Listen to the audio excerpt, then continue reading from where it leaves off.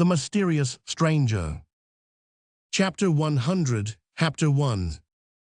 Chapter 1. Tea was in 1590 winter. Austria was far away from the world and asleep. It was still the Middle Ages in Austria and promised to remain so forever. Some even set it away back centuries upon centuries and said that by the mental and spiritual clock, it was still the age of belief in Austria.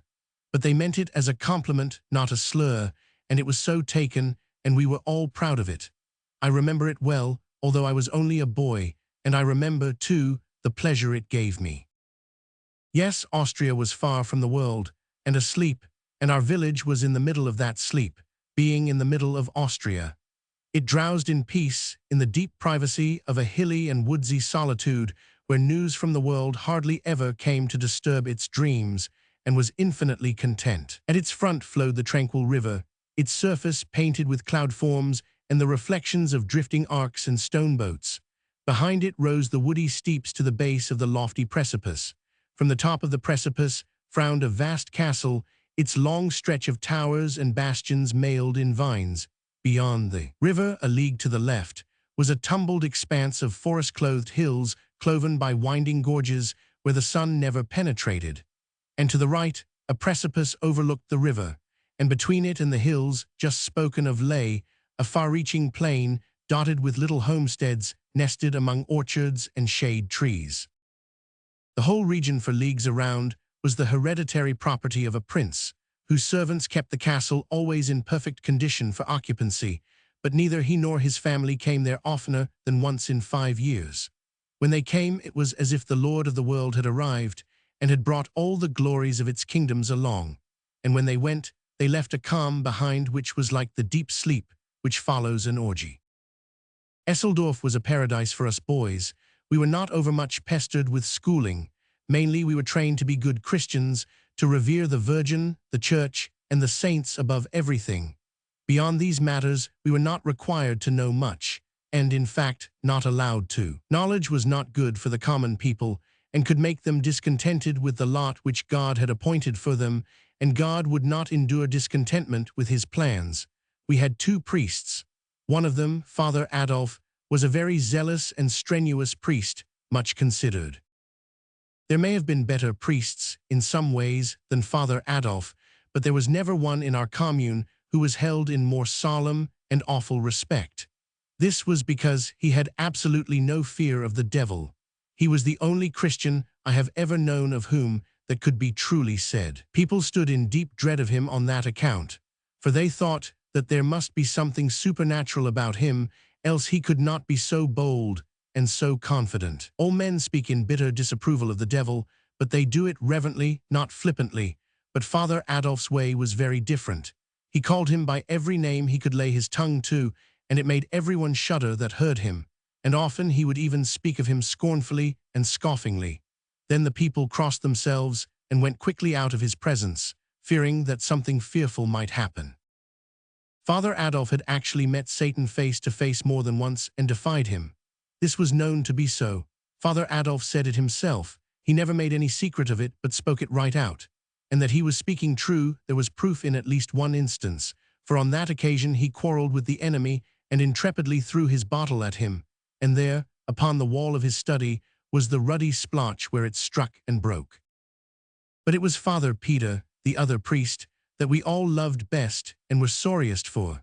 Some people charged him with talking around in conversation that God was all goodness and would find a way to save all his poor human children. It was a horrible thing to say, but there was never any absolute proof that Father Peter said it, and it was out of character for him to say it too, for he was always good and gentle and truthful. He wasn't charged with saying it in the pulpit, where all the congregation could hear and testify, but only outside, in talk, and it is easy for enemies to manufacture that.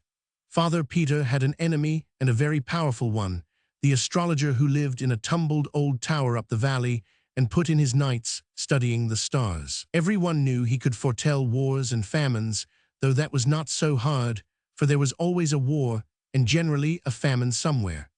But he could also read any man's life through the stars in a big book he had and find lost property, and everyone in the village except Father Peter stood in awe of him. Even Father Adolf, who had defied the devil, had a wholesome respect for the astrologer when he came through our village wearing his tall, pointed hat and his long flowing robe with stars on it, carrying his big book, and a staff which was known to have magic power.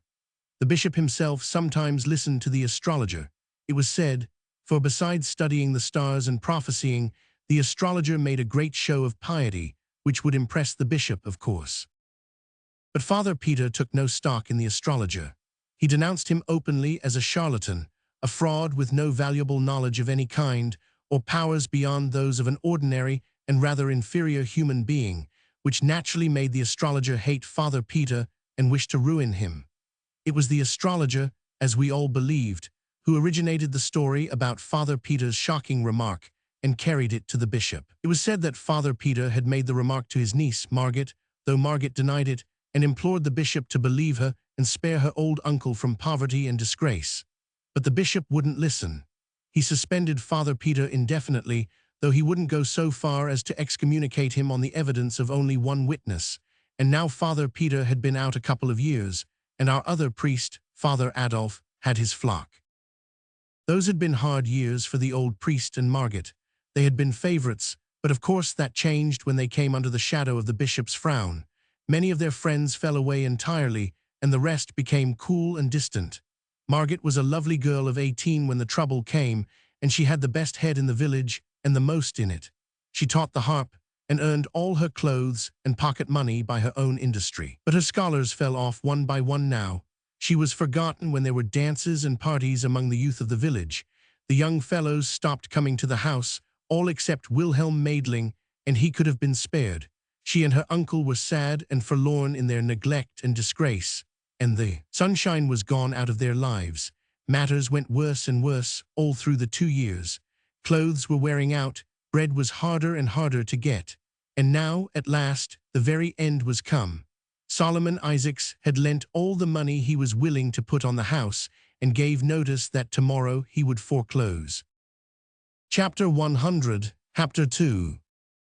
3 of us boys were always together, and had been so from the cradle, being fond of one another from the beginning, and this affection deepened as the years went on. Nikolaus Baumann, son of the principal judge of the local court; Seppi Wohlmeyer, son of the keeper of the principal inn, the Golden Stag, which had a nice garden with shade trees reaching down to the riverside and pleasure boats for hire; and I was the third, Theodore Fischer, son of the church organist, who was also leader of the village musicians, teacher of the violin, composer, tax collector of the commune, sexton, and in other ways a useful citizen, and respected by all. We knew the hills and the woods as well as the birds knew them, for we were always roaming them when we had leisure, at least when we were not swimming or boating or fishing or playing on the ice or sliding downhill. And we had the run of the castle park, and very few had that. It was because we were pets of the oldest servingman in the castle, Felix Brandt, and often we went there nights to hear him talk about old times and strange things, and to smoke with him, he taught us that, and to drink coffee, for he had served in the wars and was at the siege of Vienna. And there, when the Turks were defeated and driven away, among the captured things were bags of coffee, and the Turkish prisoners explained the character of it and how to make a pleasant drink out of it. And now he always kept coffee by him, to drink himself, and also to astonish the ignorant with. When it stormed, he kept us all night, and while it thundered and lightened outside, he told us about ghosts and horrors of every kind, and of battles and murders and mutilations and such things, and made it pleasant and cozy inside. And he told these things from his own experience largely. He had seen many ghosts in his time, and witches and enchanters, and once he was lost in a fierce storm at midnight in the mountains, and by the glare of the lightning had seen the wild huntsman rage on the blast, with his spectre dogs chasing after him through the driving cloudrack. Also he had seen an incubus once, and several times he had seen the great bat that sucks the blood from the necks of people while they are asleep, fanning them softly with its wings, and so keeping them drowsy till they die. He encouraged us not to fear supernatural things, such as ghosts, and said they did no harm, but only wandered about because they were lonely and distressed, and wanted kindly notice and compassion, and in time we learned not to be afraid, and even went down with him in the night to the haunted chamber in the dungeons of the castle. The ghost appeared only once, and it went by very dim to the sight and floated noiseless through the air, and then disappeared, and we scarcely trembled. He had taught us so well. He said it came up sometimes in the night and woke him by passing its clammy hand over his face, but it did him no hurt. It only wanted sympathy and notice.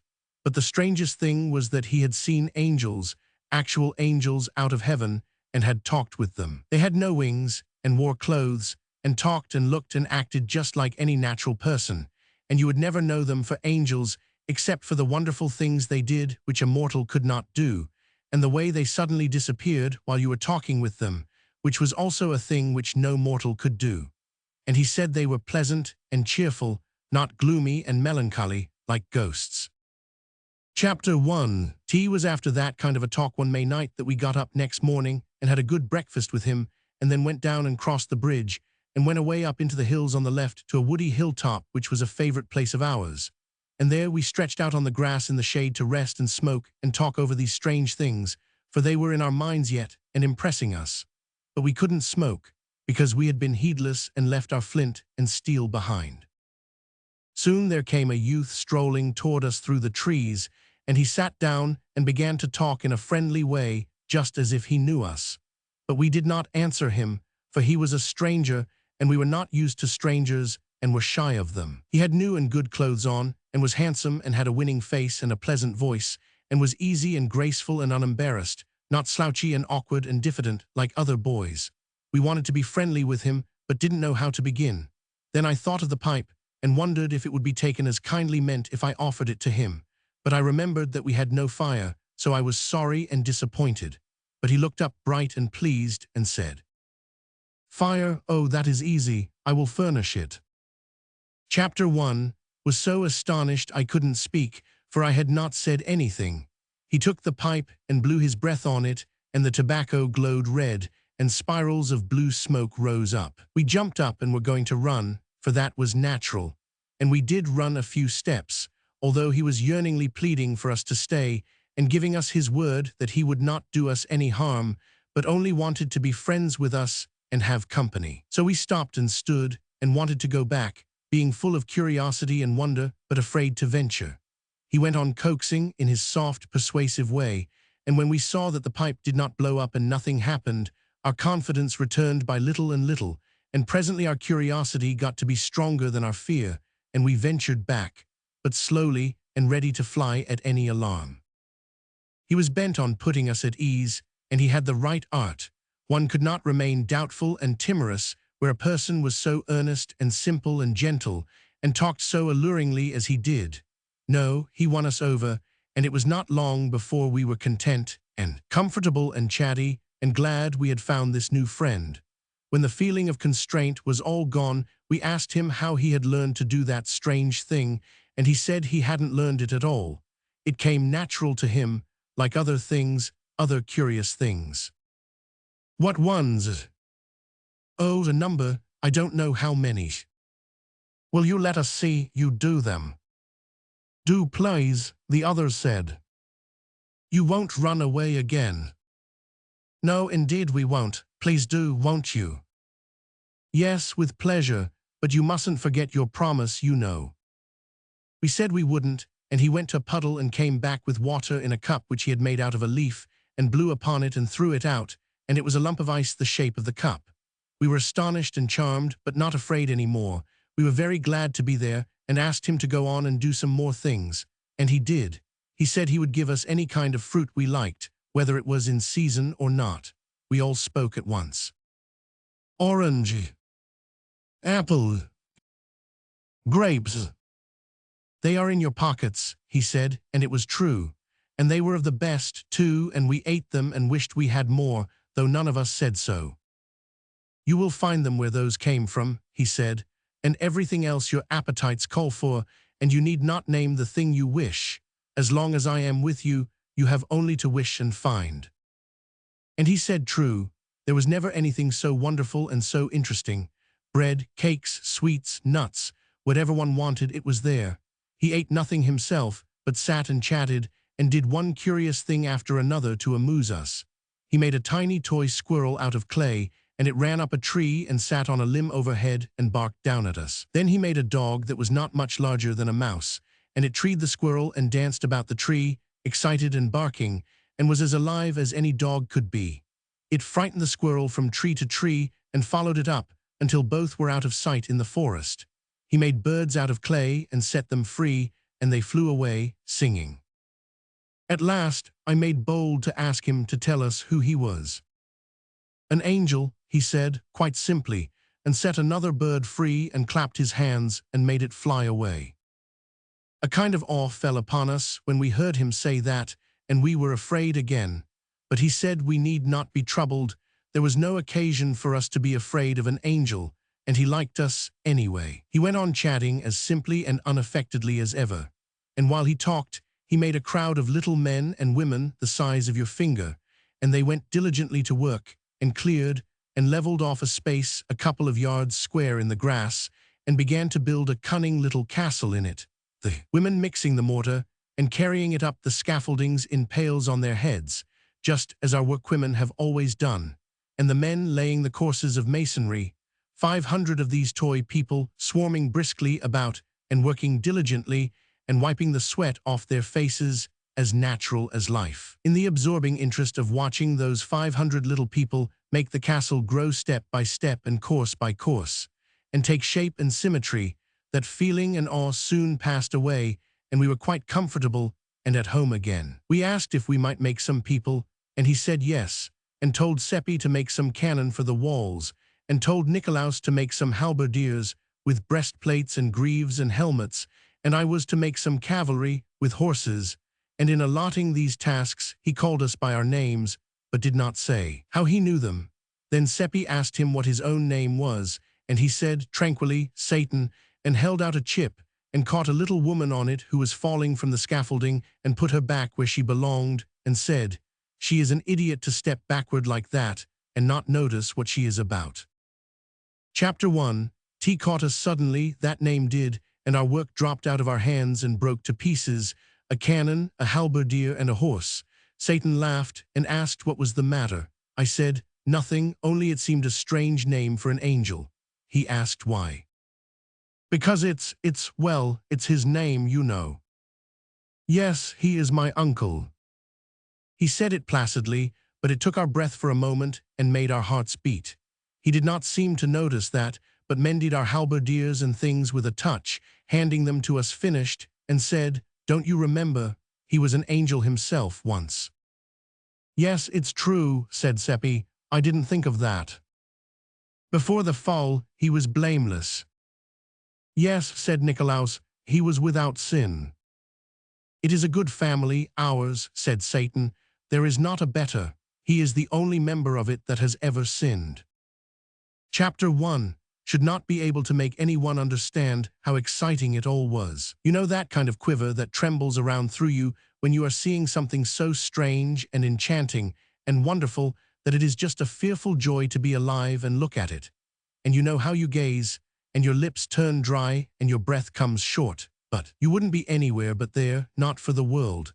I was bursting to ask one question, I had it on my tongue's end and could hardly hold it back, but I was ashamed to ask it. It might be a rudeness.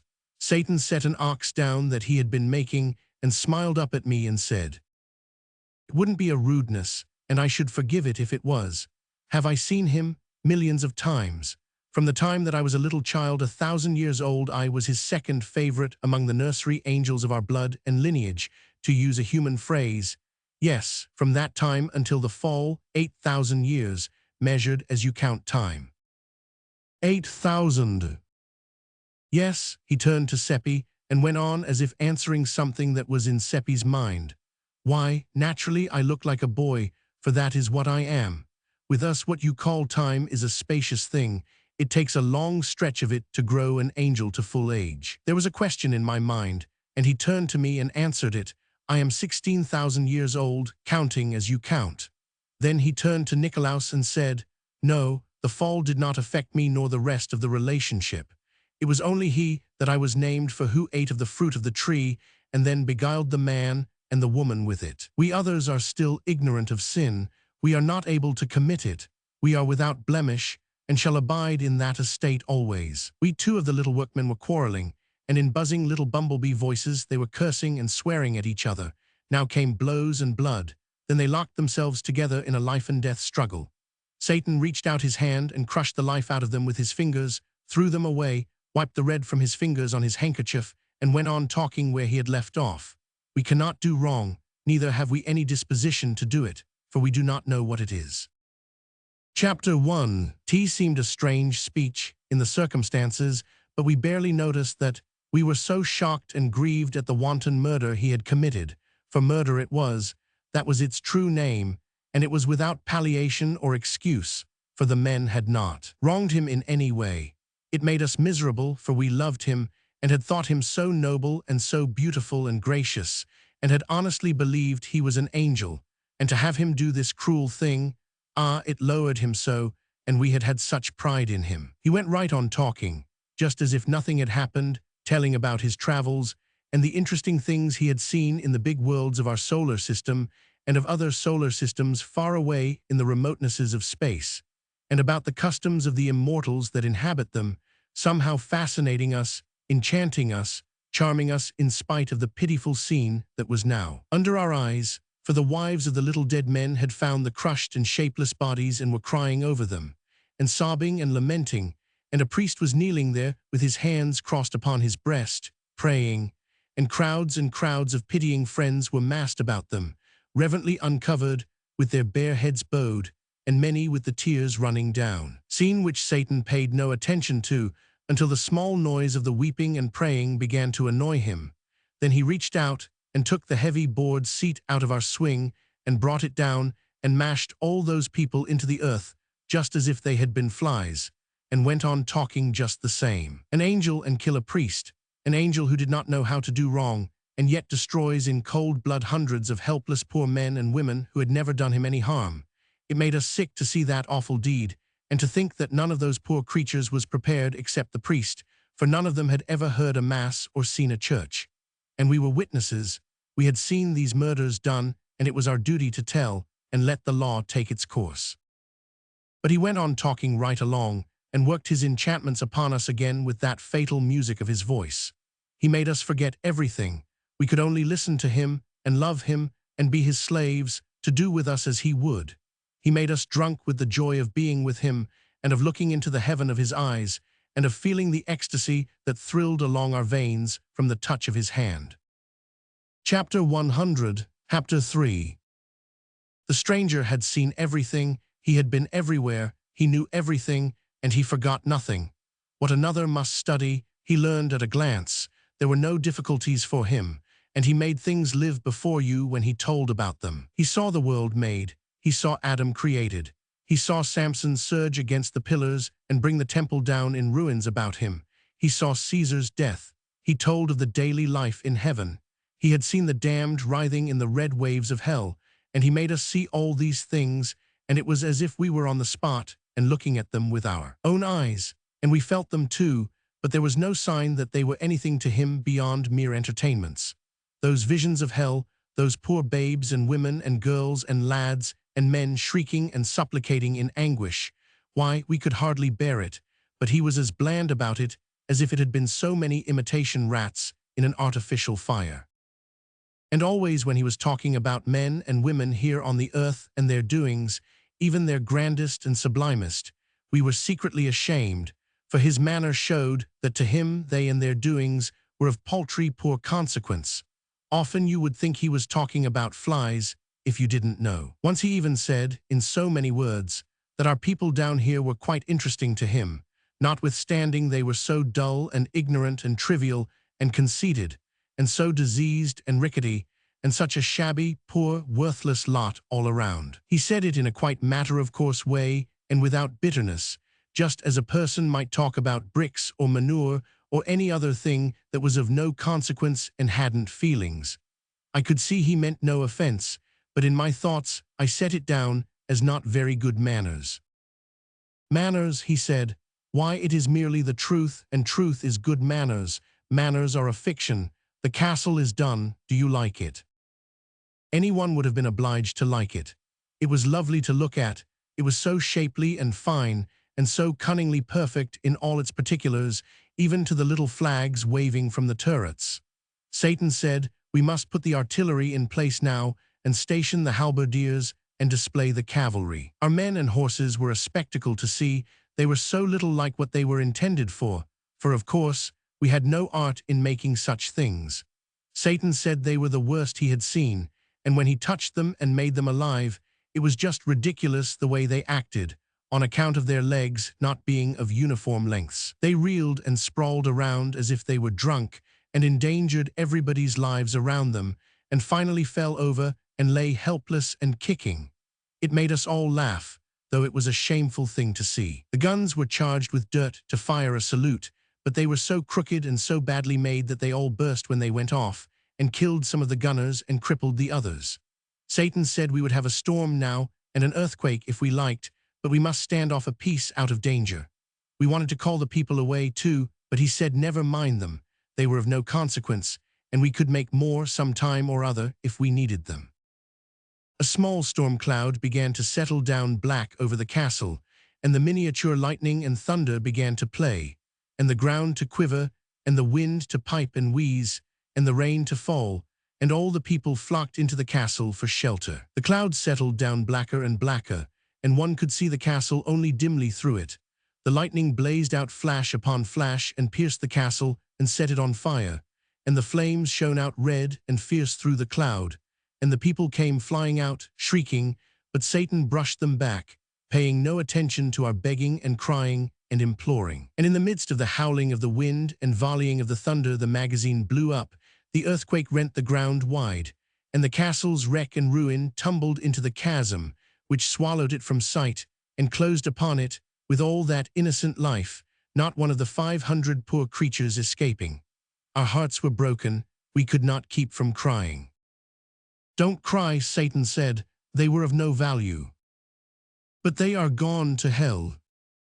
Oh, it is no matter, we can make plenty more." Chapter 1. Tea was of no use to try to move him. Evidently he was wholly without feelings and could not understand.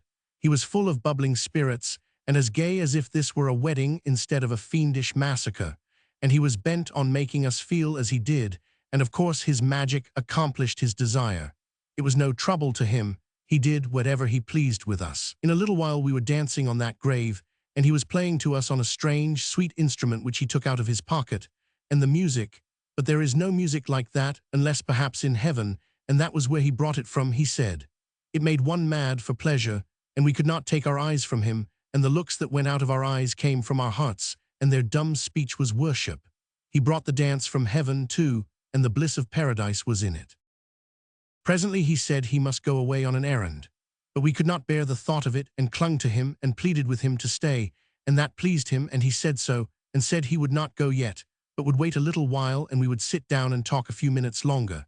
And he told us Satan was only his real name, and he was to be known by it to us alone, but he had chosen another one to be called by in the presence of others, just a common one, such as people have, Philip Traum. Chapter 1. T sounded so odd and mean for such a being, but it was his decision, and we said nothing. His decision was sufficient. We had seen wonders this day, and my thoughts began to run on the pleasure it would be to tell them when I got home, but he noticed those thoughts and said, "No, all these matters are a secret among us four. I do not mind your trying to tell them, if you like, but I will protect your tongues, and nothing of the secret will escape from them." Chapter 1. Tea was a disappointment, but it couldn't be helped, and it cost us a sigh or two. We talked pleasantly along, and he was always reading our thoughts and responding to them, and it seemed to me that this was the most wonderful of all the things he did, but he interrupted my musings and said, "No, it would be wonderful for you, but it is not wonderful for me. I'm not limited like you. I'm not subject to human conditions. I can measure and understand your human weaknesses, for I have studied them, but I have none of them. My flesh is not real, although it would seem firm to your touch. My clothes are not real, I am a spirit. Father Peter is coming." We looked around, but did not see anyone. "He is not in sight yet, but you will see him presently." "Do you know him, Satan?" "No." "Won't you talk with him when he comes? He is not ignorant and dull like us, and he would so like to talk with you. will you?" "Another time, yes, but not now. I must go on my errand after a little. There he is now, you can see him. Sit still and don't say anything." We looked up and saw Father Peter approaching through the chestnuts. We three were sitting together in the grass, and Satan sat in front of us in the path. Father Peter came slowly along with his head down, thinking, and stopped within a couple of yards of us and took off his hat and got out his silk handkerchief and stood there mopping his face and looking as if he were going to speak to us, but he didn't. Presently he muttered, "I can't think what brought me here. It seems as if I were in my study a minute ago. But I suppose I have been dreaming along for an hour and have come all this stretch without noticing, for I am not myself in these troubled days." Then he went mumbling along to himself and walked straight through Satan, just as if nothing were there. It made us catch our breath to see it. We had the impulse to cry out, the way you nearly always do when a startling thing happens, but something mysteriously restrained us, and we remained quiet, only breathing fast. Then the trees hid Father Peter after a little, and Satan said, "It is as I told you, I am only a spirit." "Yes, one perceives it now," said Nicolaus, "but we are not spirits. It is plain he did not see you, but were we invisible too? He looked at us, but he didn't seem to see us." "No, none of us was visible to him, for I wished it so." Chapter 1. T seemed almost too good to be true, that we were actually seeing these romantic and wonderful things, and that it was not a dream. And there he sat, looking just like anybody, so natural and simple and charming, and chatting along again the same as ever, and, well, words cannot make you understand what we felt. It was an ecstasy, and an ecstasy is a thing that will not go into words. It feels like music, and one cannot tell about music so that another person can get the feeling of it. He was back in the old ages once more now, and making them live before us. He had seen so much, so much. It was just a wonder to look at him and try to think how it must seem to have such experience behind one. But it made you seem sorrowfully trivial, and the creature of a day, and such a short and paltry day, too. And he didn't say anything to raise up your drooping pride. No, not a word. He always spoke of men in the same old indifferent way, just as one speaks of bricks and manure piles and such things. You could see that they were of no consequence to him, one way or the other. He didn't mean to hurt us, you could see that, just as we don't mean to insult a brick when we disparage it. A brick's emotions are nothing to us. It never occurs to us to think whether it has any or not. Once when he was bunching the most illustrious kings and conquerors and poets and prophets and pirates and beggars together, just a brick pile, I was shamed into putting in a word for man, and asked him why he made so much difference between men and himself. He had to struggle with that a moment.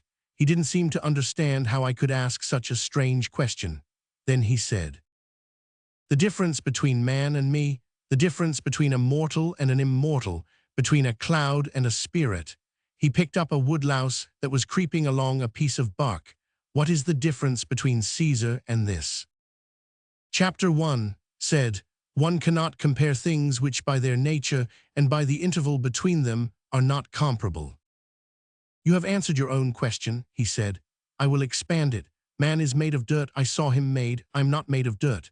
Man is a museum of diseases, a home of impurities. He comes today and is gone tomorrow. He begins as dirt and departs as stench. I am of the aristocracy of the imperishables, and man has the moral sense. You understand? He has the moral sense. That would seem to be difference enough between us, all by itself." He stopped there as if that settled the matter. I was sorry, for at that time I had but a dim idea of what the moral sense was. I merely knew that we were proud of having it, and when he talked like that about it, it wounded me, and I felt as a girl feels who thinks her dearest finery is being admired, and then overhears strangers making fun of it. For a while we were all silent, and I, for one, was depressed. Then Satan began to chat again, and soon he was sparkling along in such a cheerful and vivacious vein that my spirits rose once more. He told some very cunning things that put us in a gale of laughter, and when he was telling about the time that Samson tied the torches to the foxes' tails and set them loose in the Philistines' corn, and Samson sitting on the fence slapping his thighs and laughing, with the tears running down his cheeks, and lost his balance and fell off the fence, the memory of that picture got him to laughing, too, and we did have a most lovely and jolly time. By and by he said, I am going on my errand now. Don't, we all said. Don't go, stay with us, you won't come back. Yes, I will, I give you my word. When? Tonight, say when. It won't be long, you will see. We like you. And I you, and as a proof of it I will show you something fine to see. Usually when I go I merely vanish, but now I will dissolve myself and let you see me do it. He stood up and it was quickly finished. He thinned away until he was a soap bubble, except that he kept his shape. You could see the bushes through him as clearly as you see things through a soap bubble, and all over him played and flashed the delicate iridescent colors of the bubble. And along with them was that thing shaped like a window sash, which you always see on the globe of the bubble. You have seen a bubble strike the carpet and lightly bound along 2 or 3 times before it bursts. He did that. He sprang, touched the grass, bounded, floated along, touched again, and so on, and presently exploded, puff, and in his place was vacancy. Chapter 1. Tea was a strange and beautiful thing to see. We did not say anything, but sat wondering and dreaming and blinking, and finally Seppi roused up and said, mournfully sighing, I suppose none of it has happened. Nicolaus sighed and said about the same. Chapter 1. Was miserable to hear them say it, for it was the same cold fear that was in my own mind. Then we saw poor old Father Peter wandering along back, with his head bent down, searching the ground. When he was pretty close to us, he looked up and saw us and said, How long have you been here, boys? A little while, Father. Then it is since I came by, and maybe you can help me. Did you come up by the path? Yes, Father. That is good, I came the same way. I have lost my wallet. There wasn't much in it, but a very little is much to me, for it was all I had. I suppose you haven't seen anything of it. No, Father, but we will help you hunt. It is what I was going to ask you. Why, here it is. We hadn't noticed it, yet there it lay, right where Satan stood when he began to melt, if he did melt, and it wasn't a delusion. Father Peter picked it up and looked very much surprised. It is mine, he said, but not the contents. This is fat, mine was flat, mine was light, this is heavy. He opened it, it was stuffed as full as it could hold with gold coins. He let us gaze our fill, and of course we did gaze, for we had never seen so much money at one time before. All our mouths came open to say Satan did it, but nothing came out. There it was, you see, we couldn't tell what Satan didn't want told. He had said so himself. Boys, did you do this? Chapter 1. T made us laugh, and it made him laugh too, as soon as he thought what a foolish question it was. Who has been here? Our mouths came open to answer, but stood so for a moment, because we couldn't say nobody, for it wouldn't be true, and the right word didn't seem to come. Then I thought of the right one and said it. Not a human being. That is so, said the others, and let their mouths go shut. It is not so, said Father Peter, and looked at us very severely. I came by here a while ago, and there was no one here, but that is nothing. Someone has been here since. I don't mean to say that the person didn't pass here before you came, and I don't mean to say you saw him, but someone did pass, that I know. On your honor, you saw no one. Not a human being. That is sufficient. I know you are telling me the truth. He began to count the money on the path, we on our knees, eagerly helping to stack it in little piles. It's 1,100 ducats odd, he said. Oh dear, if it were only mine, and I need it so, and his voice broke and his lips quivered. It is yours, sir, we all cried out at once, every heller. No, it isn't mine, only 4 ducats are mine, the rest. He fell to dreaming, poor old soul, and caressing some of the coins in his hands, and forgot where he was, sitting there on his heels with his old grey head bare. It was pitiful to see. No, he said, waking up, it isn't mine, I can't account for it, I think some enemy, it must be a trap. Nicolaus said, Father Peter, with the exception of the astrologer, you haven't a real enemy in the village, nor Margit either. And not even a half-enemy that's rich enough to chance 1,100 ducats to do you a mean turn. I'll ask you if that's so or not. He couldn't get around that argument, and it cheered him up. but it isn't mine, you see, it isn't mine in any case." He said it in a wistful way, like a person that wouldn't be sorry but glad if anybody would contradict him. "It is yours, Father Peter, and we are witness to it, aren't we, boys?" "Yes, we are, and we'll stand by it too." "Bless your hearts, you do almost persuade me, you do indeed. If I had only 100-odd ducats of it, the house is mortgaged for it, and we've no home for our heads if we don't pay tomorrow, and that 4 ducats is all we've got in the—" "It's yours, every bit of it, and you've got to take it. We are bail that it's all right. Aren't we, Theodore? Aren't we, Seppi?" We too said yes, and Nicolaus stuffed the money back into the shabby old wallet and made the owner take it. So he said he would use 200 of it, for his house was good enough security for that, and would put the rest at interest till the rightful owner came for it. And on our side, we must sign a paper showing how he got the money, a paper to show to the villagers as proof that he had not got out of his troubles dishonestly. Chapter 100, Chapter 4. Chapter 1. T made immense talk next day, when Father Peter paid Solomon Isaacs in gold and left the rest of the money with him at interest. Also, there was a pleasant change. Many people called at the house to congratulate him, and a number of cool old friends became kind and friendly again, and to top all, Margaret was invited to a party. And there was no mystery. Father Peter told the whole circumstance just as it happened, and said he could not account for it, only it was the plain hand of Providence, so far as he could see. One or two shook their heads, and said privately it looked more like the hand of Satan, and really that seemed a surprisingly good guess for ignorant people like that. Some came slyly buzzing around and tried to coax us boys to come out and tell the truth, and promised they wouldn't ever tell, but only wanted to know for their own satisfaction, because the whole thing was so curious. They even wanted to buy the secret and pay money for it, and if we could have invented something that would answer, but we couldn't. We hadn't the ingenuity, so we had to let the chance go by, and it was a pity. We carried that secret around without any trouble, but the other one, the big one, the splendid one, burned the very vitals of us. It was so hot to get out, and we so hot to let it out and astonish people with it. But we had to keep it in. In fact, it kept itself in. Satan said it would, and it did. We went off every day and got to ourselves in the woods so that we could talk about Satan, and really that was the only subject we thought of or cared anything about. And day and night we watched for him and hoped he would come, and we got more and more impatient all the time. We hadn't any interest in the other boys anymore, and wouldn't take part in their games and enterprises. They seemed so tame after Satan, and their doings so trifling and commonplace after his adventures in antiquity and the constellations, and his miracles and meltings and explosions and all that. Chapter 500. During the first day we were in a state of anxiety on account of one thing, and we kept going to Father Peter's house on one pretext or another to keep track of it. That was the gold coin. We were afraid it would crumble and turn to dust, like fairy money, if it did, but it didn't.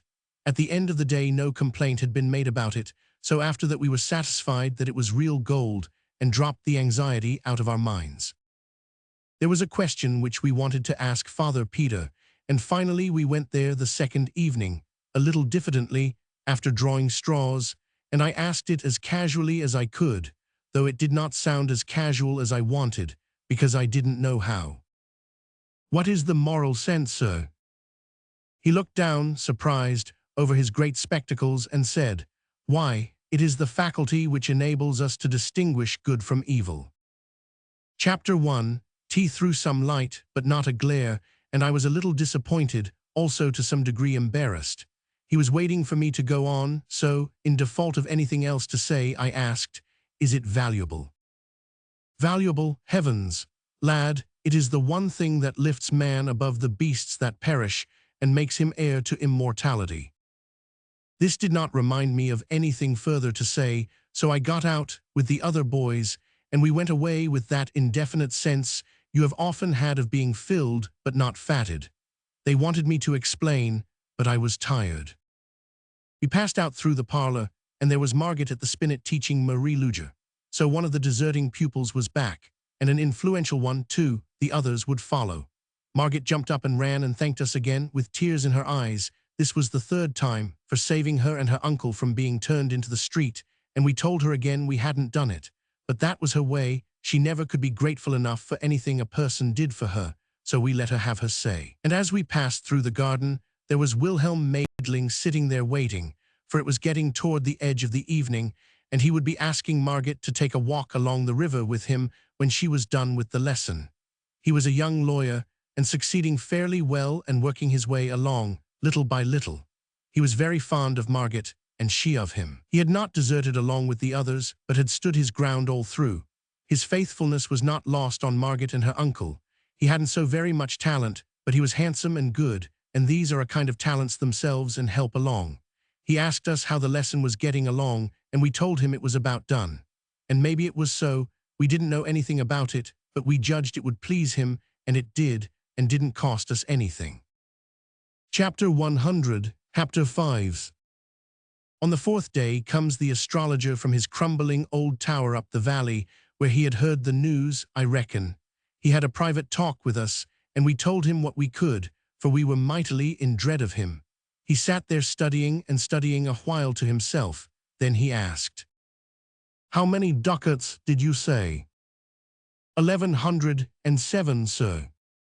And he said, as if he were talking to himself, "It is very singular, yes, very strange, a curious coincidence." Then he began to ask questions and went over the whole ground from the beginning, we answering. By and by he said, 1106 ducats, it is a large sum. 7, said Seppi, correcting him. Oh, 7, was it? Of course a ducat more or less isn't of consequence, but you said 1106 before. Chapter 1, T would not have been safe for us to say he was mistaken, but we knew he was. Nicolaus said, "We ask pardon for the mistake, but we meant to say 7.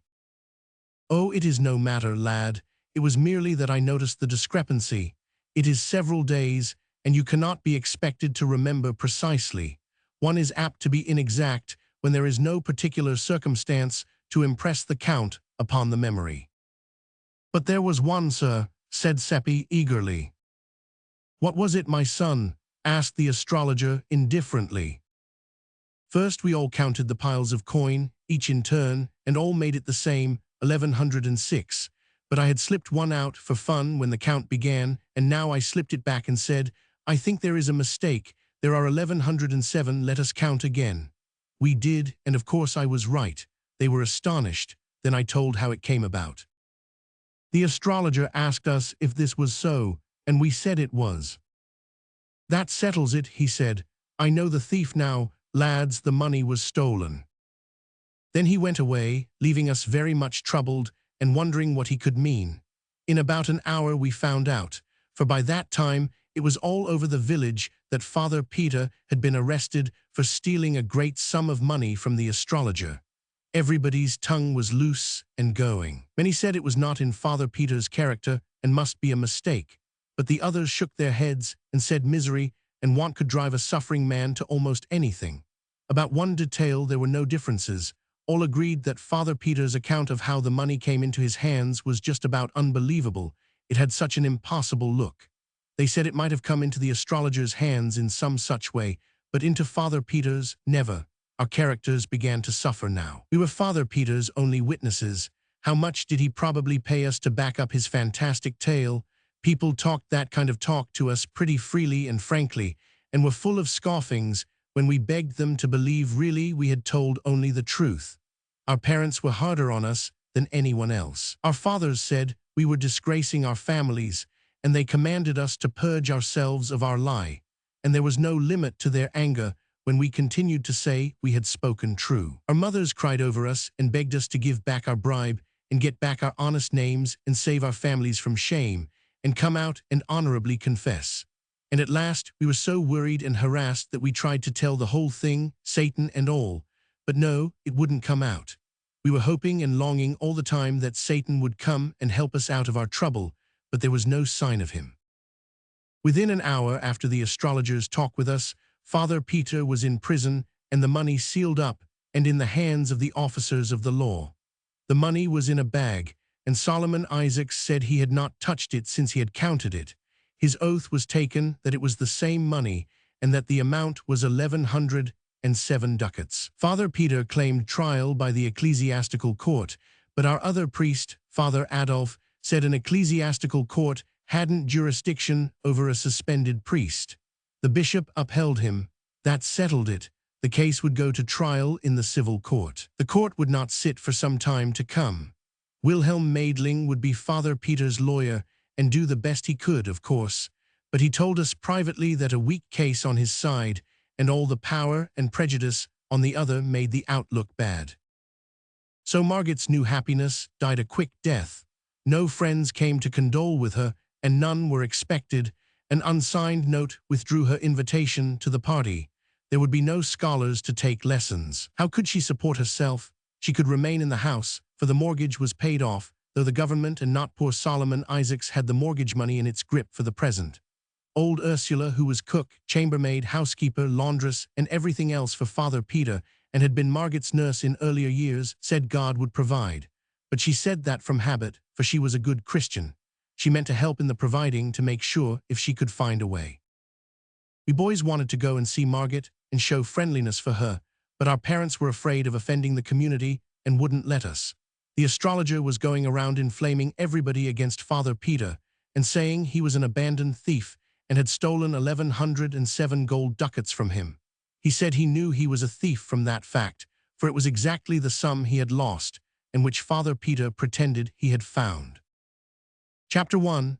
In the afternoon of the 4th day after the catastrophe, old Ursula appeared at our house and asked for some washing to do and begged my mother to keep this secret, to save Margaret's pride, who would stop this project if she found it out.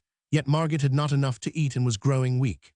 Ursula was growing weak herself and showed it, and she ate of the food that was offered her like a starving person, but could not be persuaded to carry any home, for Margaret would not eat charity food. She took some clothes down to the stream to wash them, but we saw from the window that handling the bat was too much for her strength. So she was called back, and a trifle of money offered her, which she was afraid to take lest Margaret should suspect. Then she took it, saying she would explain that she found it in the road. To keep it from being a lie and damning her soul, she got me to drop it while she watched. Then she went along by there and found it, and exclaimed with surprise and joy, and picked it up and went her way. Like the rest of the village, she could tell everyday lies fast enough and without taking any precautions against fire and brimstone on their account. But this was a new kind of lie, and it had a dangerous look because she hadn't had any practice in it. After a week's practice, it wouldn't have given her any trouble. It is the way we are made. Chapter 1 was in trouble, for how would Margaret live? Ursula could not find a coin in the road every day, perhaps not even a second one. And I was ashamed, too, for not having been near Margaret, and she's so in need of friends, but that was my parents' fault, not mine, and I couldn't help it. Chapter 1 was walking along the path, feeling very downhearted, when a most cheery and tingling freshening up sensation went rippling through me, and I was too glad for any words, for I knew by that sign that Satan was by. I had noticed it before. Next moment he was alongside of me, and I was telling him all my trouble and what had been happening to Margaret and her uncle. While we were talking, we turned a curve and saw old Ursula resting in the shade of a tree, and she had a lean stray kitten in her lap and was petting it. I asked her where she got it, and she said it came out of the woods and followed her, and she said it probably hadn't any mother or any friends, and she was going to take it home and take care of it. Satan said, "I understand you are very poor. Why do you want to add another mouth to feed? Why don't you give it to some rich person?" Ursula bridled at this and said, "Perhaps you would like to have it. You must be rich, with your fine clothes and quality airs." Then she sniffed and said, "Give it to the rich. The idea, the rich don't care for anybody but themselves. It's only the poor that have feeling for the poor and help them. The poor and God will provide for this kitten." "What makes you think so?" Ursula's eyes snapped with anger. "Because I know it," she said. "Not a sparrow falls to the ground without his seeing it." "But it falls just the same. What good is seeing it fall?" Old Ursula's jaws worked, but she could not get any word out for the moment, she was so horrified. When she got her tongue, she stormed out, "Go about your business, you puppy, or I will take a stick to you." Chapter 1. Could not speak, I was so scared. I knew that with his notions about the human race Satan would consider it a matter of no consequence to strike her dead, there being plenty more, but my tongue stood still, I could give her no warning. But nothing happened. Satan remained tranquil and indifferent. I suppose he could not be insulted by Ursula any more than the king could be insulted by a tumblebug. The old woman jumped to her feet when she made her remark, and did it as briskly as a young girl. It had been many years since she had done the like of that. That was Satan's influence. He was a fresh breeze to the weak and the sick, wherever he came. His presence affected even the lean kitten, and it skipped to the ground and began to chase a leaf. This surprised Ursula, and she stood looking at the creature and nodding her head wonderingly, her anger quite forgotten. "What's come over it?" she said. "A while ago it could hardly walk." "You have not seen a kitten of that breed before," said Satan. Ursula was not proposing to be friendly with the mocking stranger, and she gave him an ungentle look and retorted, "Who asked you to come here and pester me, I'd like to know, and what do you know about what I've seen and what I haven't seen? You haven't seen a kitten with the hair spines on its tongue pointing to the front, have you? No, nor you either. Well, examine this one and see." Ursula was become pretty spry, but the kitten was sprier, and she could not catch it and had to give it up. Then Satan said, "Give it a name, and maybe it will come." Ursula tried several names, but the kitten was not interested. "Call it Agnes, try that." The creature answered to the name and came. Ursula examined its tongue.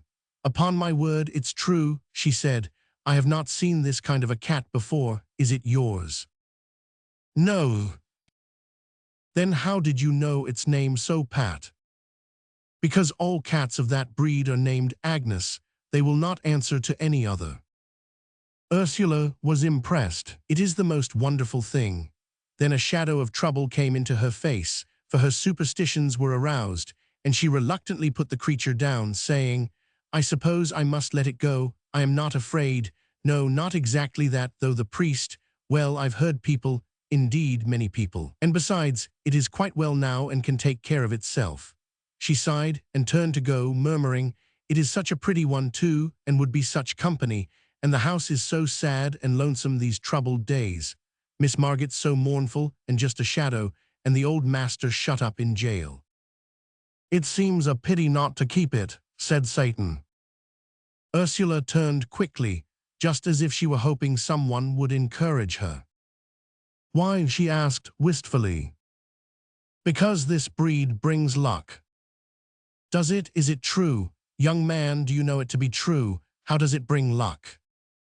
"Well, it brings money, anyway." Ursula looked disappointed. "Money? A cat bring money? The idea, you could never sell it here. People do not buy cats here. One can't even give them away." She turned to go. "I don't mean sell it. I mean have an income from it. This kind is called the lucky cat. Its owner finds 4 silver groschen in his pocket every morning." Chapter 1 saw the indignation rising in the old woman's face. She was insulted. This boy was making fun of her. That was her thought. She thrust her hands into her pockets and straightened up to give him a piece of her mind. Her temper was all up and hot. Her mouth came open and let out 3 words of a bitter sentence. Then it fell silent, and the anger in her face turned to surprise or wonder or fear or something, and she slowly brought out her hands from her pockets and opened them and held them so. In one was my piece of money, in the other lay 4 silver groschen. She gazed a little while, perhaps to see if the groschen would vanish away. Then she said fervently, it's true, and I'm ashamed and beg forgiveness, oh dear master and benefactor." And she ran to Satan and kissed his hand over and over again, according to the Austrian custom. Chapter 1. In her heart she probably believed it was a witch-cat and an agent of the devil, but no matter, it was all the more certain to be able to keep its contract and furnish a daily good living for the family, for in matters of finance, even the piousest of our peasants would have more confidence in an arrangement with the devil than with an archangel. Ursula started homeward, with Agnes in her arms, and I said I wished I had her privilege of seeing Margot. Then I caught my breath, for we were there. There in the parlor, and Margaret standing looking at us, astonished. She was feeble and pale, but I knew that those conditions would not last in Satan's atmosphere, and it turned out so. I introduced Satan, that is, Philip Traum, and we sat down and talked. There was no constraint. We were simple folk in our village, and when a stranger was a pleasant person, we were soon friends. Margaret wondered how we got in without her hearing us. Traum said the door was open, and we walked in and waited until she should turn around and greet us. This was not true. No door was open. We entered through the walls or the roof or down the chimney or somehow. But no matter what Satan wished a person to believe, the person was sure to believe, and so Margaret was quite satisfied with that explanation. And then the main part of her mind was on Traum. Anyway, she couldn't keep her eyes off him. He was so beautiful. That gratified me and made me proud. I hoped he would show off some, but he didn't. He seemed only interested in being friendly and telling lies. He said he was an orphan. That made Margaret pity him. The water came into her eyes. He said he had never known his mama. She passed away while he was a young thing, and said his papa was in shattered health and had no property to speak of, in fact, none of any earthly value, but he had an uncle in business down in the tropics, and he was very well off and had a monopoly. And it was from this uncle that he drew his support. The very mention of a kind uncle was enough to remind Margaret of her own, and her eyes filled again. She said she hoped their two uncles would meet some day. It made me shudder. Philip said he hoped so too, and that made me shudder again. Maybe they will, said Margaret. Does your uncle travel much?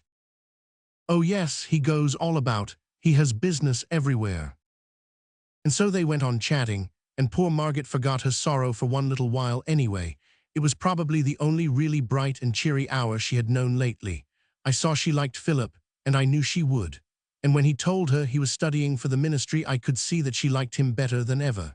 And then, when he promised to get her admitted to the jail so that she could see her uncle, that was the capstone. He said he would give the guards a little present, and she must always go in the evening after dark and say nothing, but just show this paper and pass in, and show it again when you come out. And he scribbled some queer marks on the paper and gave it to her, and she was ever so thankful, and right away was in a fever for the sun to go down. For in that old, cruel time prisoners were not allowed to see their friends, and sometimes they spent years in the jails without ever seeing a friendly face.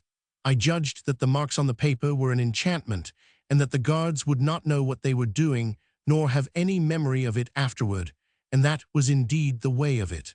Ursula put her head in at the door now and said, "Supper's ready, miss."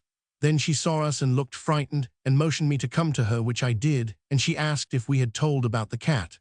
I said no, and she was relieved and said please don't, for if Miss Margaret knew, she would think it was an unholy cat and would send for a priest and have its gifts all purified out of it, and then there wouldn't be any more dividends. So I said we wouldn't tell, and she was satisfied. Then I was beginning to say goodbye to Margaret, but Satan interrupted and said, ever so politely, well, I don't remember just the words, but anyway he as good as invited himself to supper, and me too. Of course Margaret was miserably embarrassed, for she had no reason to suppose there would be half enough for a sick bird.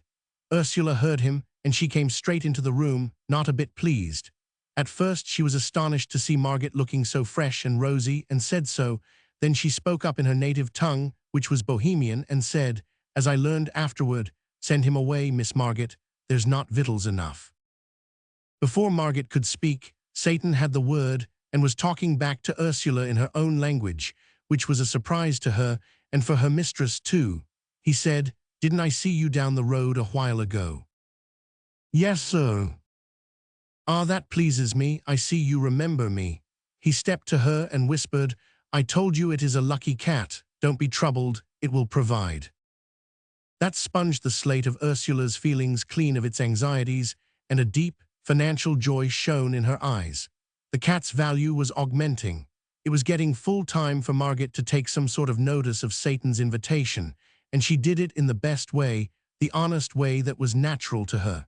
She said she had little to offer, but that we were welcome if we would share it with her. We had supper in the kitchen, and Ursula waited at table. A small fish was in the frying pan, crisp and brown and tempting, and one could see that Margaret was not expecting such respectable food as this. Ursula brought it, and Margit divided it between Satan and me, declining to take any of it herself, and was beginning to say she did not care for fish today, but she did not finish the remark. It was because she noticed that another fish had appeared in the pan. She looked surprised, but did not say anything. She probably meant to inquire of Ursula about this later. There were other surprises, flesh and game and wines and fruits, things which had been strangers in that house lately, but Margit made no exclamations, and now even looked unsurprised, which was Satan's influence, of course. Satan talked right along, and was entertaining, and made the time pass pleasantly and cheerfully, and although he told a good many lies, it was no harm in him, for he was only an angel and did not know any better. They do not know right from wrong. I knew this, because I remembered what he had said about it. He got on the good side of Ursula. He praised her to Margit, confidentially, but speaking just loud enough for Ursula to hear. He said she was a fine woman, and he hoped someday to bring her and his uncle together. Very soon Ursula was mincing and simpering around in a ridiculous girly way, and smoothing out her gown and prinking at herself like a foolish old hen, and all the time pretending she was not hearing what Satan was saying. I was ashamed, for it showed us to be what Satan considered us, a silly race and trivial. Satan said his uncle entertained a great deal, and to have a clever woman presiding over the festivities would double the attractions of the place. "But your uncle is a gentleman, isn't he?" asked Margit. "Yes," said Satan indifferently. "Some even call him a prince out of compliment, but he is not bigoted. To him personal merit is everything, rank nothing." Chapter 1000. My hand was hanging down by my chair. Agnes came along and licked it. By this act a secret was revealed. I started to say, "It is all a mistake. This is just a common, ordinary cat. The hair needles on her tongue point inward, not outward." But the words did not come, because they couldn't. Satan smiled upon me, and I understood. When it was dark, Margit took food and wine and fruit in a basket and hurried away to the jail, and Satan and I walked toward my home. I was thinking to myself that I should like to see what the inside of the jail was like. Satan overheard the thought, and the next moment we were in the jail. We were in the torture chamber, Satan said. The rack was there, and the other instruments, and there was a smoky lantern or two hanging on the walls and helping to make the place look dim and dreadful. There were people there, and executioners, but as they took no notice of us, it meant that we were invisible. A young man lay bound, and Satan said he was suspected of being a heretic, and the executioners were about to inquire into it. They asked the man to confess to the charge, and he said he could not, for it was not true. Then they drove splinter after splinter under his nails, and he shrieked with the pain. Satan was not disturbed, but I could not endure it, and had to be whisked out of there. I was faint and sick, but the fresh air revived me, and we walked toward my home. I said it was a brutal thing. No, it was a human thing. You should not insult the brutes by such a misuse of that word. They have not deserved it. And he went on talking like that. It is like your paltry race, always lying, always claiming virtues which it hasn't got, always denying them to the higher animals, which alone possess them. No brute ever does a cruel thing. That is the monopoly of those with the moral sense. When a brute inflicts pain, he does it innocently. It is not wrong. For him there is no such thing as wrong. And he does not inflict pain for the pleasure of inflicting it. Only man does that. Inspired by that mongrel moral sense of his. A sense whose function is to distinguish between right and wrong, with liberty to choose which of them he will do. Now what advantage can he get out of that? He is always choosing, and in 9 cases out of 10, he prefers the wrong. There shouldn't be any wrong, and without the moral sense there couldn't be any. And yet he is such an unreasoning creature that he is not able to perceive that the moral sense degrades him to the bottom layer of animated beings and is a shameful possession. Are you feeling better? Let me show you something. Chapter 100, Chapter 6. Chapter 1. In a moment we were in a French village. We walked through a great factory of some sort, where men and women and little children were toiling in heat and dirt and a fog of dust, and they were clothed in rags and drooped at their work, for they were worn and half-starved and weak and drowsy. Satan said, "It is some more moral sense. The proprietors are rich and very holy, but the wage they pay to these poor brothers and sisters of theirs is only enough to keep them from dropping dead with hunger. The work hours are 14 per day, winter and summer, from 6 in the morning till 8 at night, little children and all. And they walk to and from the pigsties which they inhabit, 4 miles each way, through mud and slush, rain, snow, sleet and storm daily, year in and year out. They get 4 hours of sleep. They kennel together, 3 families in a room, in unimaginable filth and stench, and disease comes, and they die off like flies. Have they committed a crime, these mangy things? No. What have they done that they are punished so? Nothing at all, except getting themselves born into your foolish race. You have seen how they treat a mastour there in the jail. Now you see how they treat the innocent and the worthy. Is your race logical? Are these ill-smelling innocents better off than that heretic? Indeed, no. His punishment is trivial compared with theirs. They broke him on the wheel and smashed him to rags and pulp after we left, and he is dead now and free of your precious race. But these poor slaves here, why, they have been dying for years, and some of them will not escape from life for years to come. It is the moral sense which teaches the factory proprietors the difference between right and wrong. You perceive the result. They think themselves better than dogs. Ah, you are such an illogical, unreasoning race. And paltry, oh, unspeakably. Then he dropped all seriousness and just overstrained himself, making fun of us and deriding our pride in our warlike deeds, our great heroes, our imperishable fames, our mighty kings, our ancient aristocracies, our venerable history, and laughed till it was enough to make a person sick to hear him.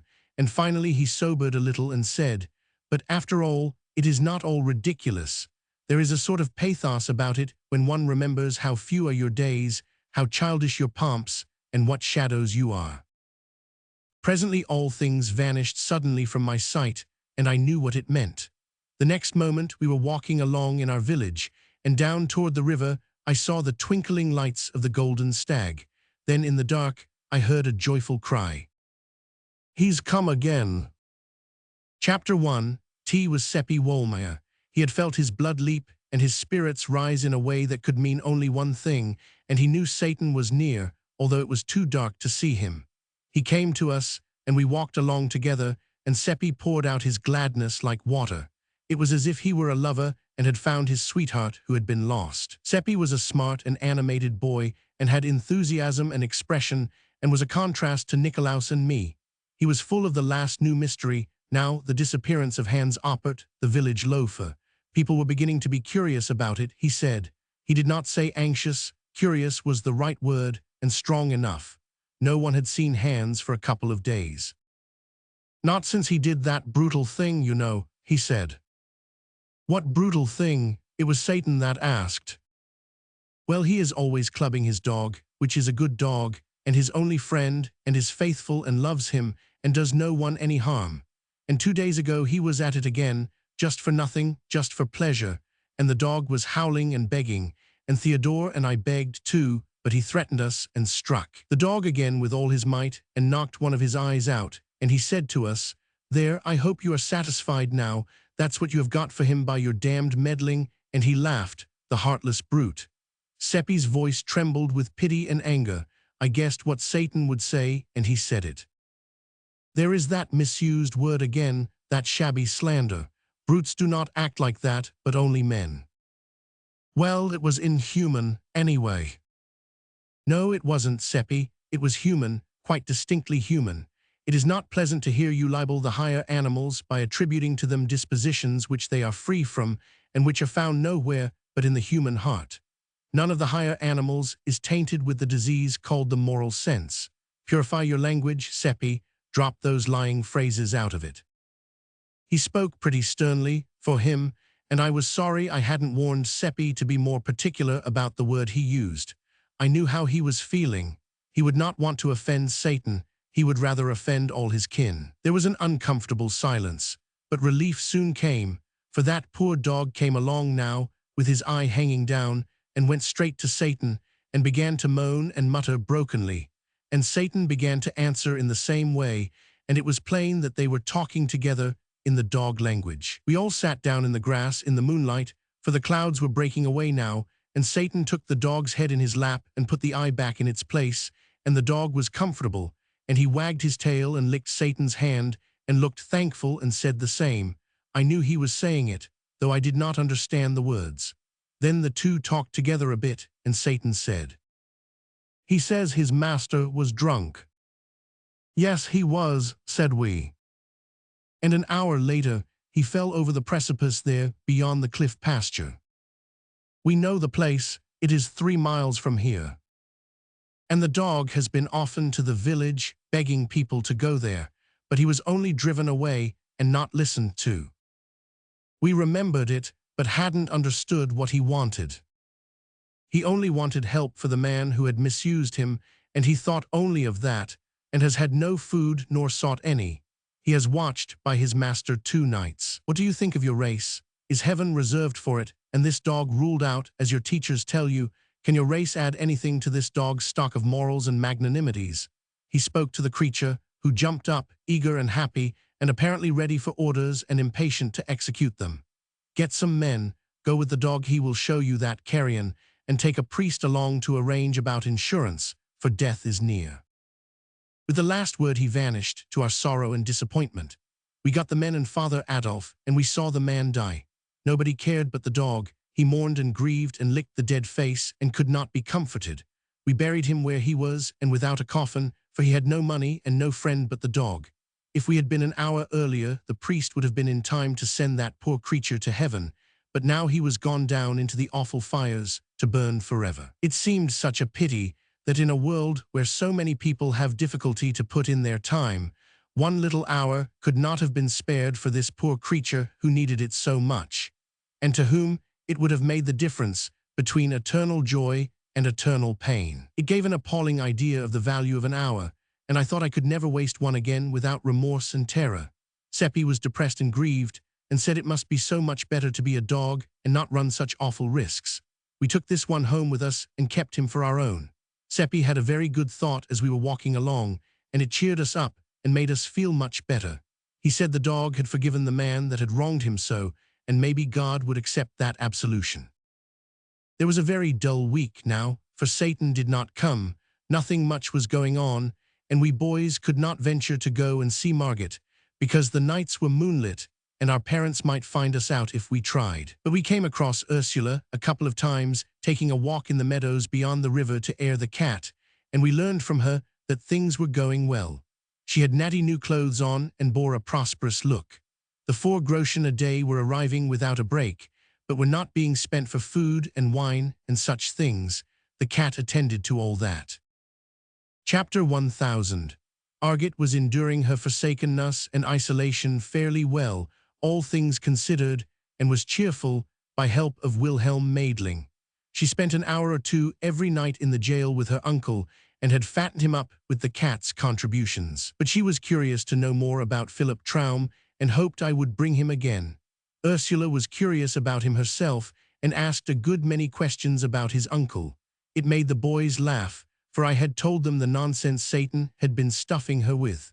She got no satisfaction out of us, our tongues being tied. Ursula gave us a small item of information. Money being plenty now, she had taken on a servant to help about the house and run errands.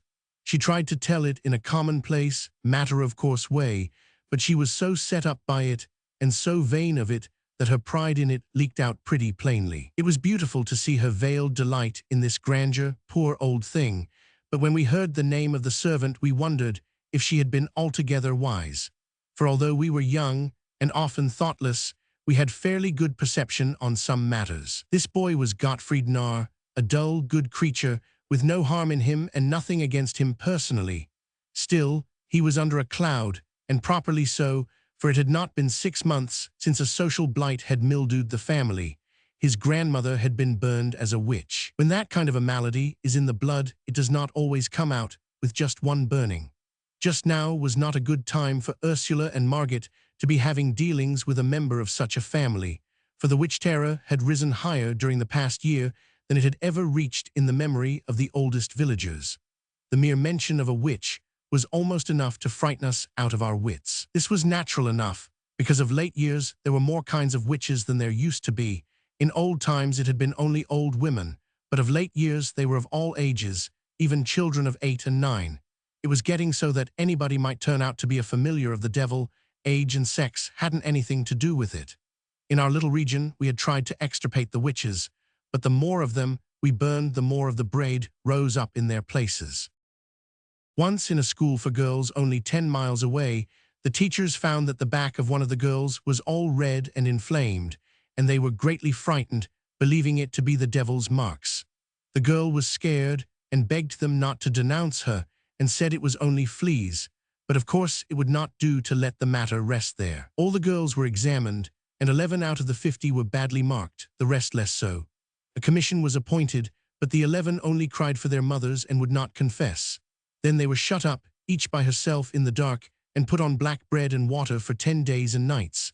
And by that time they were haggard and wild, and their eyes were dry, and they did not cry any more, but only sat and mumbled, and would not take the food. Then one of them confessed, and said they had often ridden through the air on broomsticks to the witches' Sabbath, and in a bleak place, high up in the mountains, had danced and drunk and caroused with several hundred other witches and the evil one, and all had conducted themselves in a scandalous way, and had reviled the priests, and blasphemed God.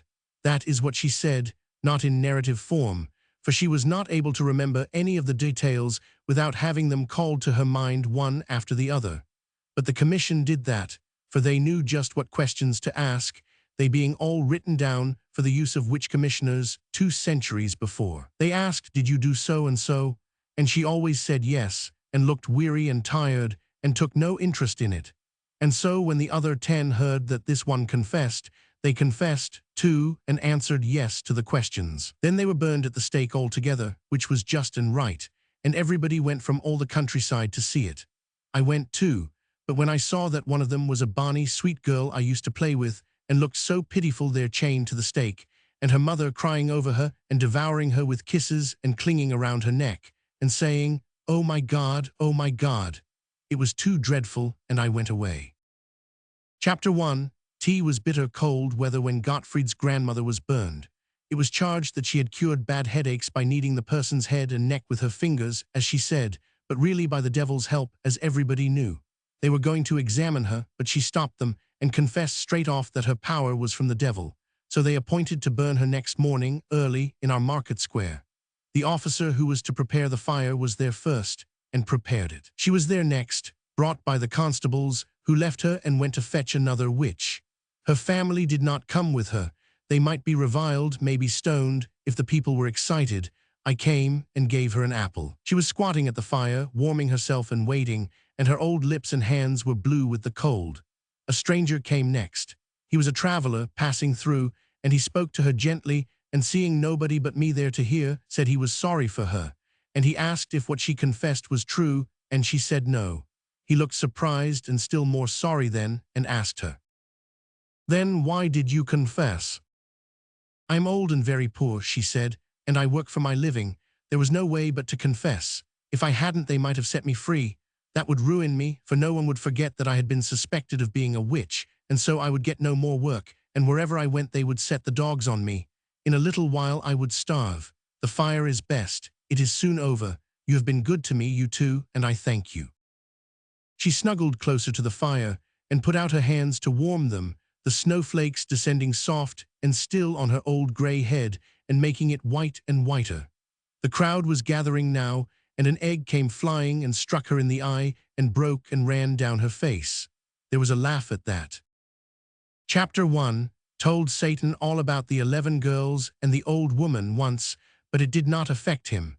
He only said it was the human race, and what the human race did was of no consequence. And he said he had seen it made, and it was not made of clay, it was made of mud, part of it was anyway. I knew what he meant by that, the moral sense. He saw the thought in my head, and it tickled him and made him laugh. Then he called a bullock out of a pasture and petted it and talked with it and said, there he wouldn't drive children mad with hunger and fright and loneliness, and then burn them for confessing to things invented for them which had never happened. And neither would he break the hearts of innocent, poor old women and make them afraid to trust themselves among their own race, and he would not insult them in their death agony. For he is not besmirched with the moral sense, but is as the angels are, and knows no wrong, and never does it. Chapter 50. Overly as he was, Satan could be cruelly offensive when he chose, and he always chose when the human race was brought to his attention. He always turned up his nose at it, and never had a kind word for it. Well, as I was saying, We boys doubted if it was a good time for Ursula to be hiring a member of the Nar family. We were right.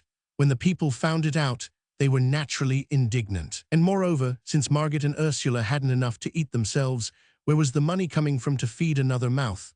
That is what they wanted to know. And in order to find out, they stopped avoiding Gottfried and began to seek his society and have sociable conversations with him. He was pleased, not thinking any harm and not seeing the trap, and so he talked innocently along and was no discreeter than a cow. Money, he said, they've got plenty of it. They pay me 2 groschen a week besides my keep, and they live on the fat of the land. I can tell you, the prince himself can't beat their table. This astonishing statement was conveyed by the astrologer to Father Adolf on a Sunday morning when he was returning from Mass. He was deeply moved and said, "This must be looked into." He said there must be witchcraft at the bottom of it, and told the villagers to resume relations with Margaret and Ursula in a private and unostentatious way, and keep both eyes open. They were told to keep their own counsel, and not rouse the suspicions of the household. The villagers were at first a bit reluctant to enter such a dreadful place, but the priest said they would be under his protection while there, and no harm could come to them, particularly if they carried a trifle of holy water along and kept their beads and crosses handy. This satisfied them and made them willing to go.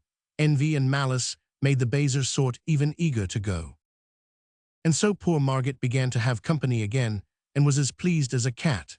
She was like most anybody else, just human and happy in her prosperities and not averse from showing them off a little.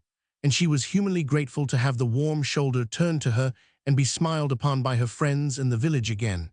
For of all the hard things to bear, to be cut by your neighbors and left in contemptuous solitude is maybe the hardest. The bars were down, and we could all go there now, and we did, our parents and all day after day. The cat began to strain herself. She provided the top of everything for those companies, and in abundance, among them many a dish and many a wine which they had not tasted before, and which they had not even heard of, except at second hand from the prince's servants. And the tableware was much above ordinary, too. Chapter 1000.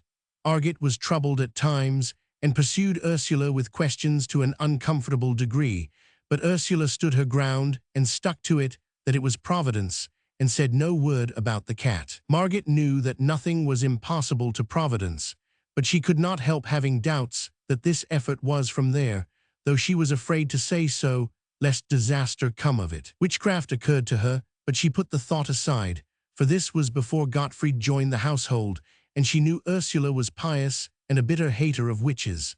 By the time Gottfried arrived, Providence was established, unshakably entrenched, and getting all the gratitude. The cat made no murmur, but went on composedly improving in style and prodigality by experience. Chapter 1.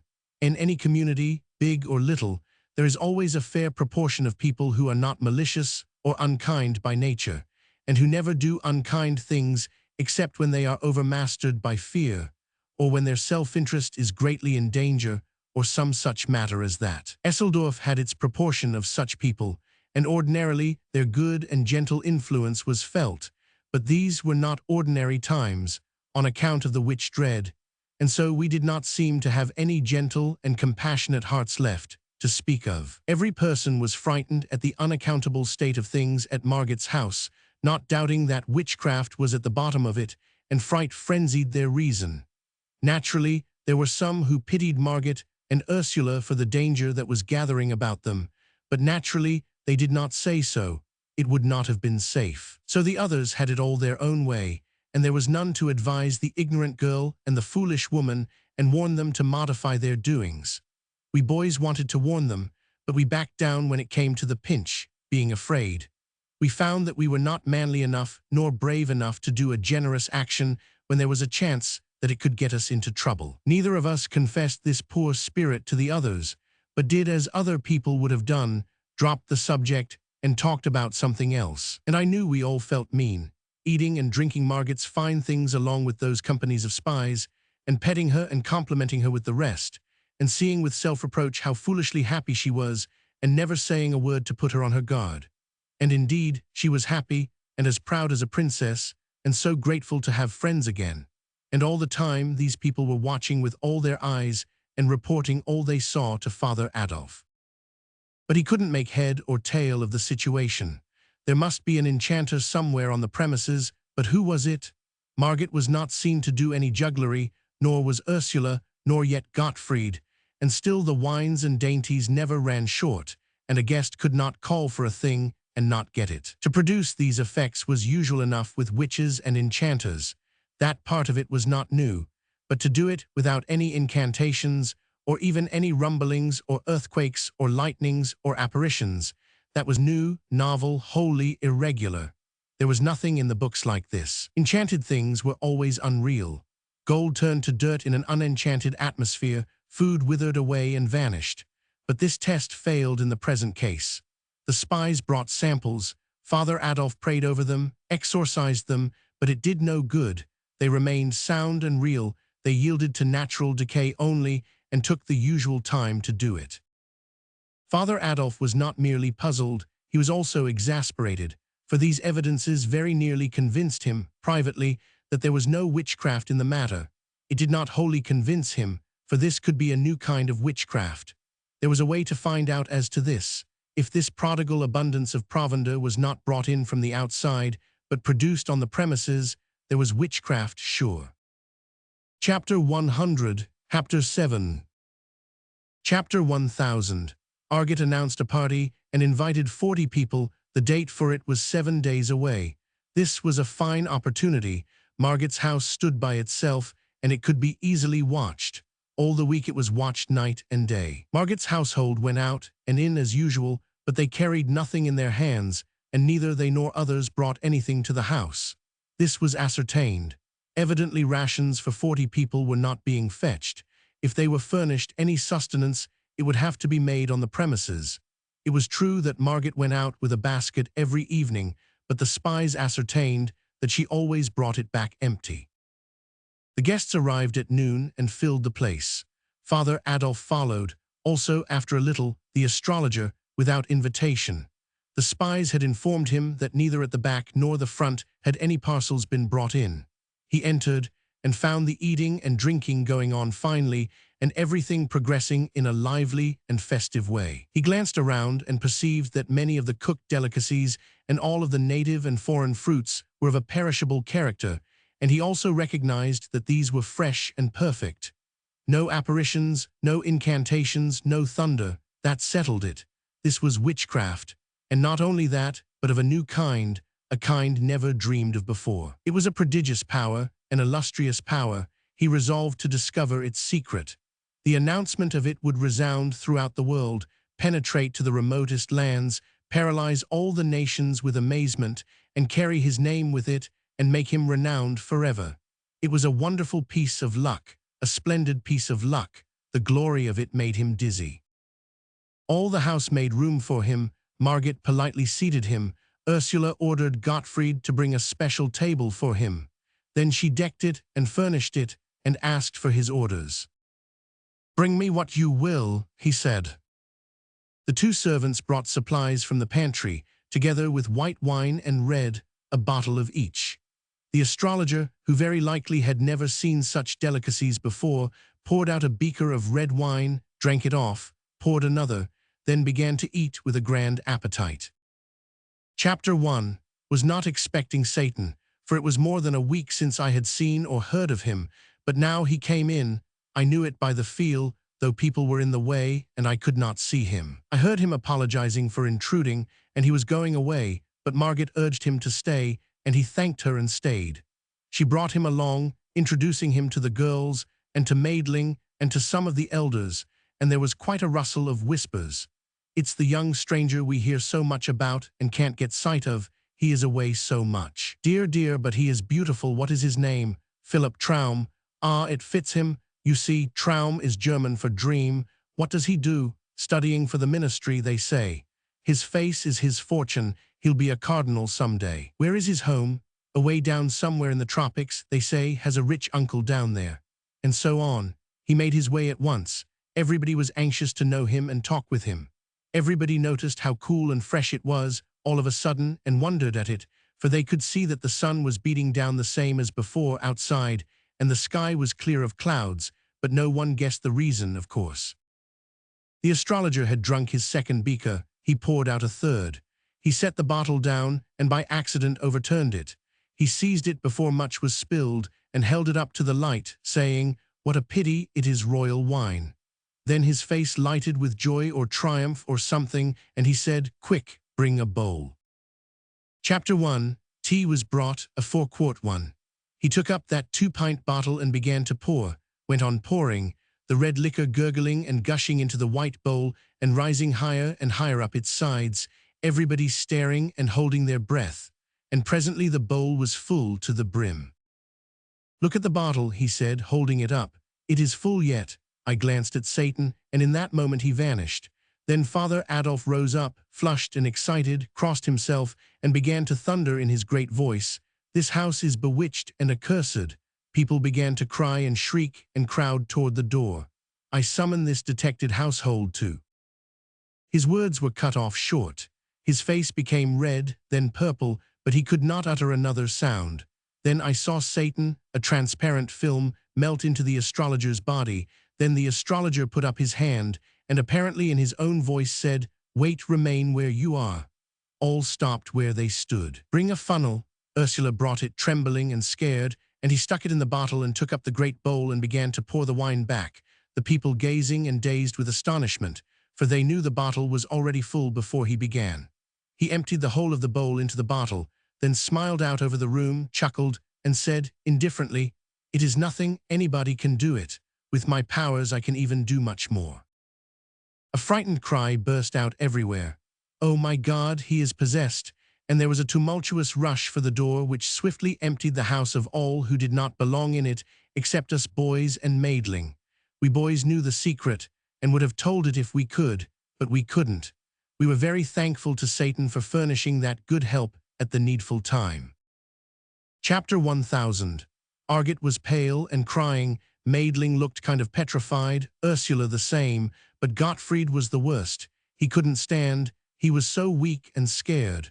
For he was of a witch family, you know, and it would be bad for him to be suspected. Agnes came loafing in, looking pious and unaware, and wanted to rub up against Ursula and be petted, but Ursula was afraid of her and shrank away from her, but pretending she was not meaning any incivility, for she knew very well it wouldn't answer to have strained relations with that kind of a cat. But we boys took Agnes and petted her, for Satan would not have befriended her if he had not had a good opinion of her, and that was endorsement enough for us. He seemed to trust anything that hadn't the moral sense. Outside, the guests, panic-stricken, scattered in every direction and fled in a pitiable state of terror. And such a tumult, as they made with their running and sobbing and shrieking and shouting, that soon all the village came flocking from their houses to see what had happened, and they thronged the street and shouldered and jostled one another in excitement and fright. And then Father Adolf appeared, and they fell apart in two walls like the cloven Red Sea, and presently down this lane the astrologer came striding and mumbling, and where he passed the lanes surged back in packed masses and fell silent with awe, and their eyes stared and their breasts heaved, and several women fainted. And when he was gone by, the crowd swarmed together and followed him at a distance, talking excitedly and asking questions and finding out the facts and passing them on to others, with improvements which soon enlarged the bowl of wine to a barrel and made the one bottle hold it all and yet remain empty to the last. When the astrologer reached the market square, he went straight to a juggler, fantastically dressed, who was keeping 3 brass balls in the air, and took them from him and faced around upon the approaching crowd and said, "This poor clown is ignorant of his art. Come forward and see an expert perform." So saying, he tossed the balls up one after another and set them whirling in a slender, bright oval in the air, and added another, then another and another, and soon, no one seeing whence he got them, adding, the oval lengthening all the time, his hands moving so swiftly that they were just a web or a blur and not distinguishable as hands, and such as counted said there were now 100 balls in the air. The spinning great oval reached up 20 feet in the air and was a shining and glinting and wonderful sight. Then he folded his arms and told the balls to go on spinning without his help, and they did it. After a couple of minutes he said, "There, that will do," and the oval broke and came crashing down, and the balls scattered abroad and rolled every whither. And wherever one of them came, the people fell back in dread, and no one would touch it. It made him laugh, and he scoffed at the people and called them cowards and old women. Then he turned and saw the tightrope, and said foolish people were daily wasting their money to see a clumsy and ignorant varlet degrade that beautiful art. Now they should see the work of a master. With that he made a spring into the air and lit firm on his feet on the rope. Then he hopped the whole length of it back and forth on one foot, with his hands clasped over his eyes, and next he began to throw somersaults, both backward and forward, and threw 27. The people murmured, for the astrologer was old, and always before had been halting of movement, and at times even lame, but he was nimble enough now, and went on with his antics in the liveliest manner. Finally he sprang lightly down and walked away, and passed up the road and around the corner, and disappeared. Then that great, pale, silent, solid crowd drew a deep breath and looked into one another's faces as if they said, "Was it real? Did you see it, or was it only I, and was I dreaming?" Then they broke into a low murmur of talking and fell apart in couples and moved toward their homes, still talking in that odd way, with faces close together and laying a hand on an arm and making other such gestures as people make when they have been deeply impressed by something. We boys followed behind our fathers and listened, catching all we could of what they said, and when they sat down in our house and continued their talk, they still had us for company. They were in a sad mood, for it was certain, they said, that disaster for the village must follow this awful visitation of witches and devils. Then my father remembered that Father Adolf had been struck dumb at the moment of his denunciation. "They have not ventured to lay their hands upon an anointed servant of God before," he said, "and how they could have dared it this time I cannot make out, for he wore his crucifix. Isn't it so?" "Yes," said the others, "we saw it." "It is serious, friends, it is very serious. Always before we had a protection, it has failed." The others shook, as with a sort of chill, and muttered those words over, "It has failed. God has forsaken us." "It is true," said Seppi Wohlmeyer's father, "there is nowhere to look for help." "The people will realize this," said Nicolaus's father, the judge, "and despair will take away their courage and their energies. We have indeed fallen upon evil times." He sighed, and Wohlmeyer said, in a troubled voice, "The report of it all will go about the country, and our village will be shunned as being under the displeasure of God. The golden stag will know hard times." "True, neighbor," said my father, "all of us will suffer, all in repute, many in estate, and good God, what is it that can come to finish us? Name it, God's willin'." The Interdict. Chapter 1. Tea smote like a thunderclap, and they were like to swoon with the terror of it. Then the dread of this calamity roused their energies, and they stopped brooding and began to consider ways to avert it. They discussed this, that, and the other way, and talked till the afternoon was far spent, then confessed that at present they could arrive at no decision. So they parted sorrowfully, with oppressed hearts which were filled with bodings. While they were saying their parting words, I slipped out and set my course for Margot's house to see what was happening there. I met many people, but none of them greeted me. It ought to have been surprising, but it was not, for they were so distraught with fear and dread that they were not in their right minds, I think. They were white and haggard, and walked like persons in a dream, their eyes open but seeing nothing, their lips moving but uttering nothing, and worriedly clasping and unclasping their hands without knowing it.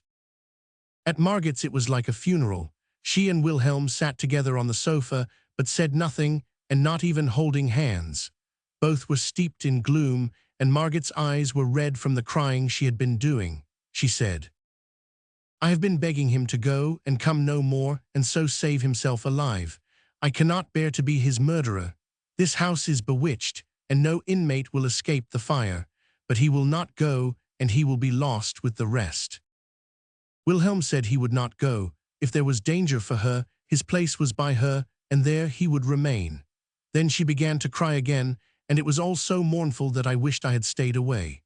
There was a knock now, and Satan came in, fresh and cheery and beautiful, and brought that whiny atmosphere of his, and changed the whole thing. He never said a word about what had been happening, nor about the awful fears which were freezing the blood in the hearts of the community, but began to talk and rattle on about all manner of gay and pleasant things, and next about music, an artful stroke which cleared away the remnant of Margaret's depression and brought her spirits and her interests broad awake. She had not heard anyone talk so well and so knowingly on that subject before, and she was so uplifted by it and so charmed that what she was feeling lit up her face and came out in her words, and Wilhelm noticed it and did not look as pleased as he ought to have done.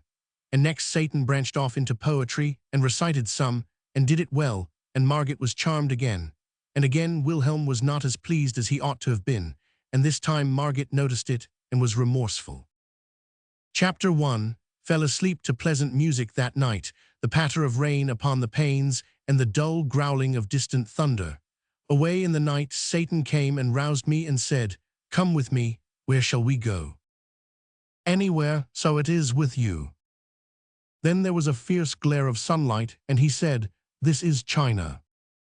That was a grand surprise, and made me sort of drunk with vanity and gladness to think I had come so far, so much farther than anybody else in our village, including Bartle Sperling, who had such a great opinion of his travels. We buzzed around over that empire for more than half an hour and saw the whole of it. It was wonderful, the spectacles we saw, and some were beautiful, others too horrible to think. For instance, however, I may go into that by and by, and also why Satan chose China for this excursion instead of another place. It would interrupt my tale to do it now. Finally, we stopped flitting and lit. We sat upon a mountain, commanding a vast landscape of mountain range and gorge and valley and plain and river, with cities and villages slumbering in the sunlight, and a glimpse of blue sea on the farther verge. It was a tranquil and dreamy picture, beautiful to the eye and restful to the spirit. If we could only make a change like that whenever we wanted to, the world would be easier to live in than it is.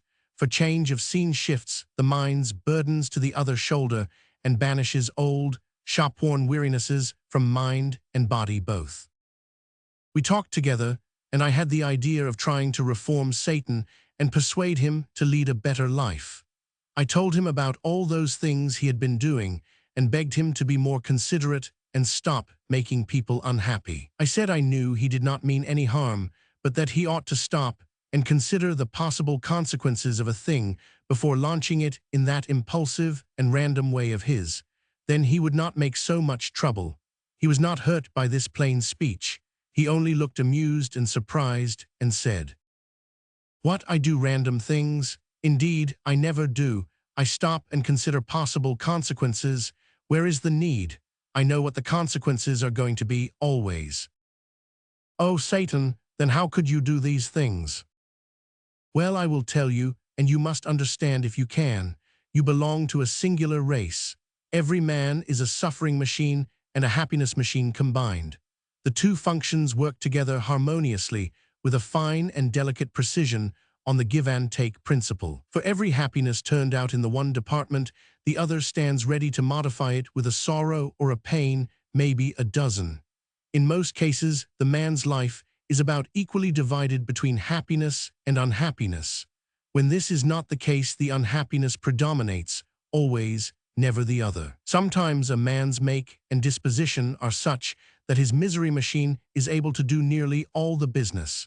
Such a man goes through life almost ignorant of what happiness is. Everything he touches, everything he does, brings a misfortune upon him. You have seen such people. To that kind of a person, life is not an advantage, is it? It is only a disaster. Sometimes for an hour's happiness, a man's machinery makes him pay years of misery. Don't you know that? It happens every now and then. I will give you a case or two presently. Now the people of your village are nothing to me. You know that, don't you? Chapter 1. Did not like to speak out too flatly, so I said I had suspected it. Well, it is true that they are nothing to me. It is not possible that they should be. The difference between them and me is abysmal, immeasurable. They have no intellect. No intellect. Nothing that resembles it. At a future time I will examine what man calls his mind and give you the details of that chaos, then you will see and understand. Men have nothing in common with me, there is no point of contact. They have foolish little feelings and foolish little vanities and impertinences and ambitions. Their foolish little life is but a laugh, a sigh, and extinction, and they have no sense, only the moral sense. I will show you what I mean. Here is a red spider, not so big as a pin's head. Can you imagine an elephant being interested in him, caring whether he is happy or isn't, or whether he is wealthy or poor, or whether his sweetheart returns his love or not, or whether his mother is sick or well, or whether he is looked up to in society or not, or whether his enemies will smite him or his friends desert him, or whether his hopes will suffer blight or his political ambitions fail, or whether he shall die in the bosom of his family or neglected and despised in a foreign land. These things can never be important to the elephant. They are nothing to him. He cannot shrink his sympathies to the microscopic size of them. Man is to me as the red spider is to the elephant. The elephant has nothing against the spider. He cannot get down to that remote level. I have nothing against man. The elephant is indifferent. I am indifferent. The elephant would not take the trouble to do the spider an ill turn. If he took the notion, he might do him a good turn if it came in his way and cost nothing. I have done men good service, but no ill turns. The elephant lives a century, the red spider a day.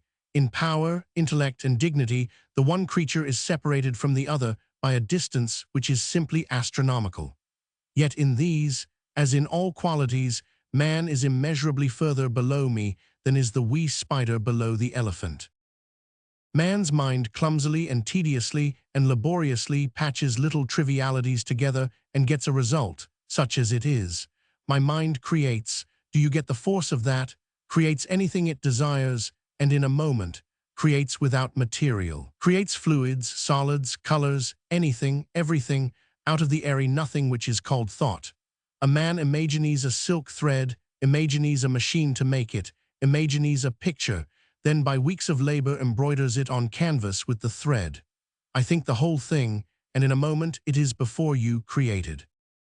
I think a poem, music, the record of a game of chess, anything, and it is there. This is the immortal mind. Nothing is beyond its reach. Nothing can obstruct my vision. The rocks are transparent to me, and darkness is daylight. I do not need to open a book. I take the whole of its contents into my mind at a single glance, through the cover, and in a million years I could not forget a single word of it, or its place in the volume. Nothing goes on in the skull of man, bird, fish, insect, or other creature which can be hidden from me. I pierce the learned man's brain with a single glance, and the treasures which cost him 60 years to accumulate are mine.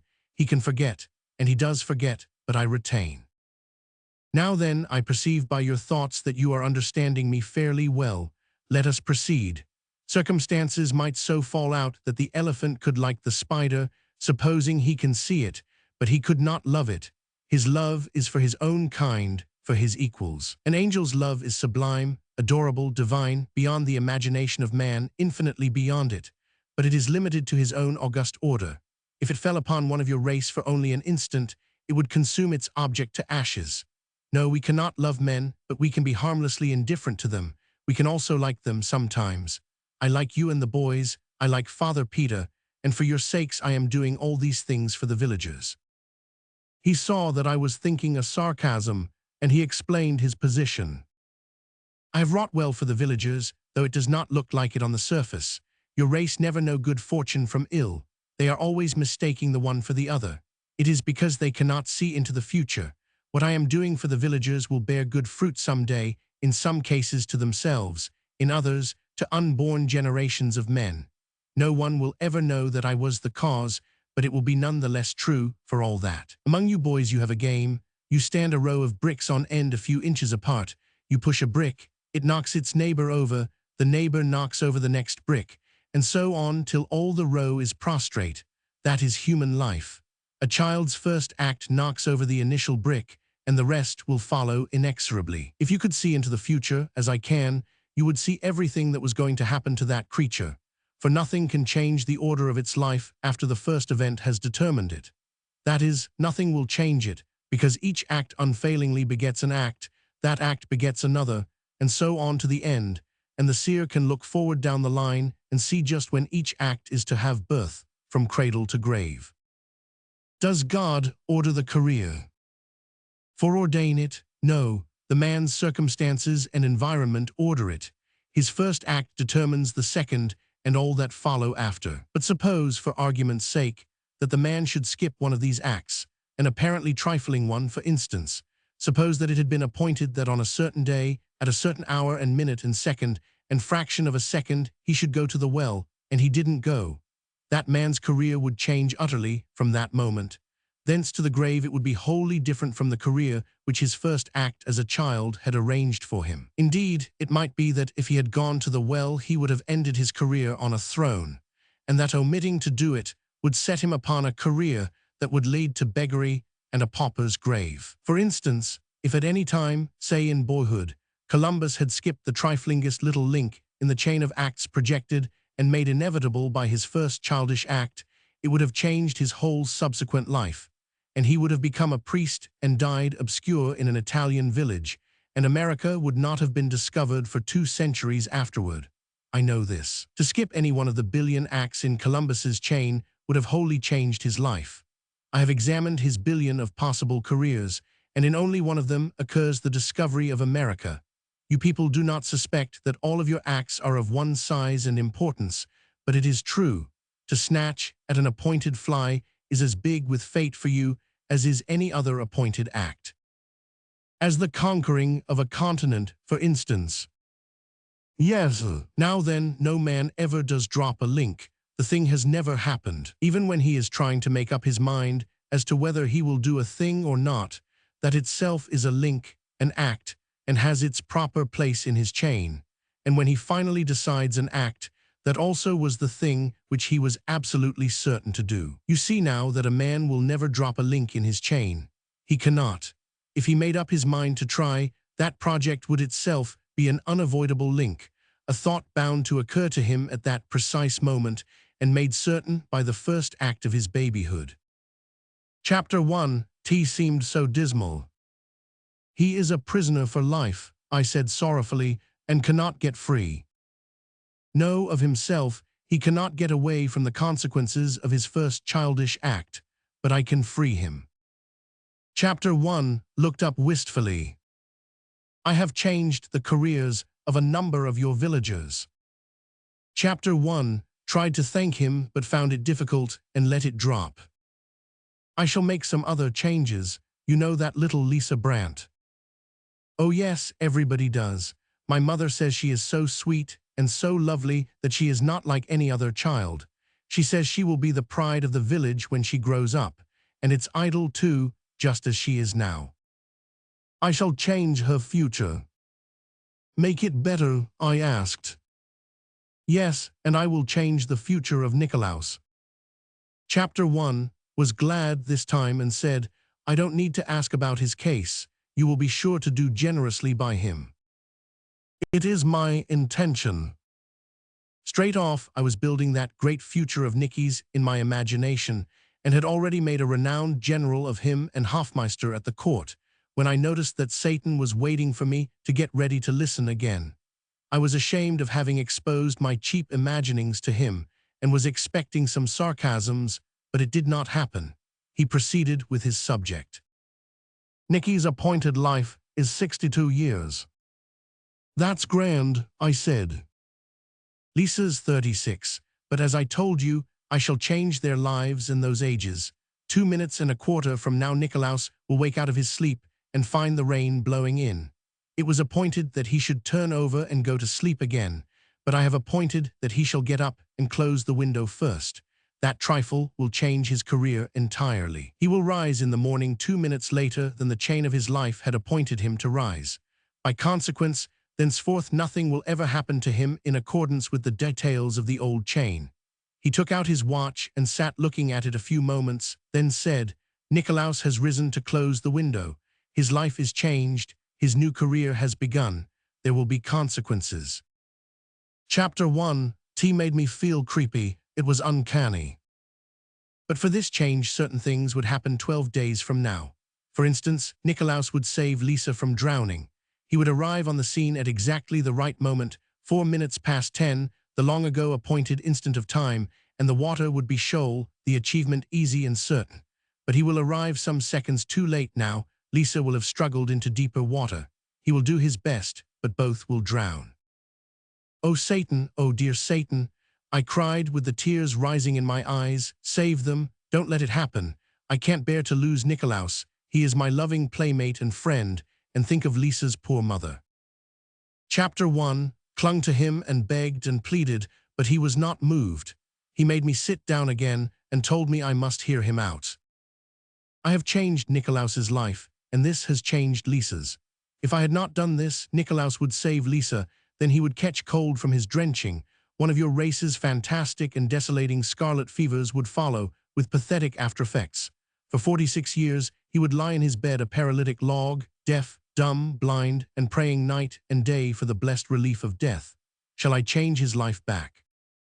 Oh no, oh, not for the world. In charity and pity leave it as it is. It is best so. I could not have changed any other link in his life and done him so good a service.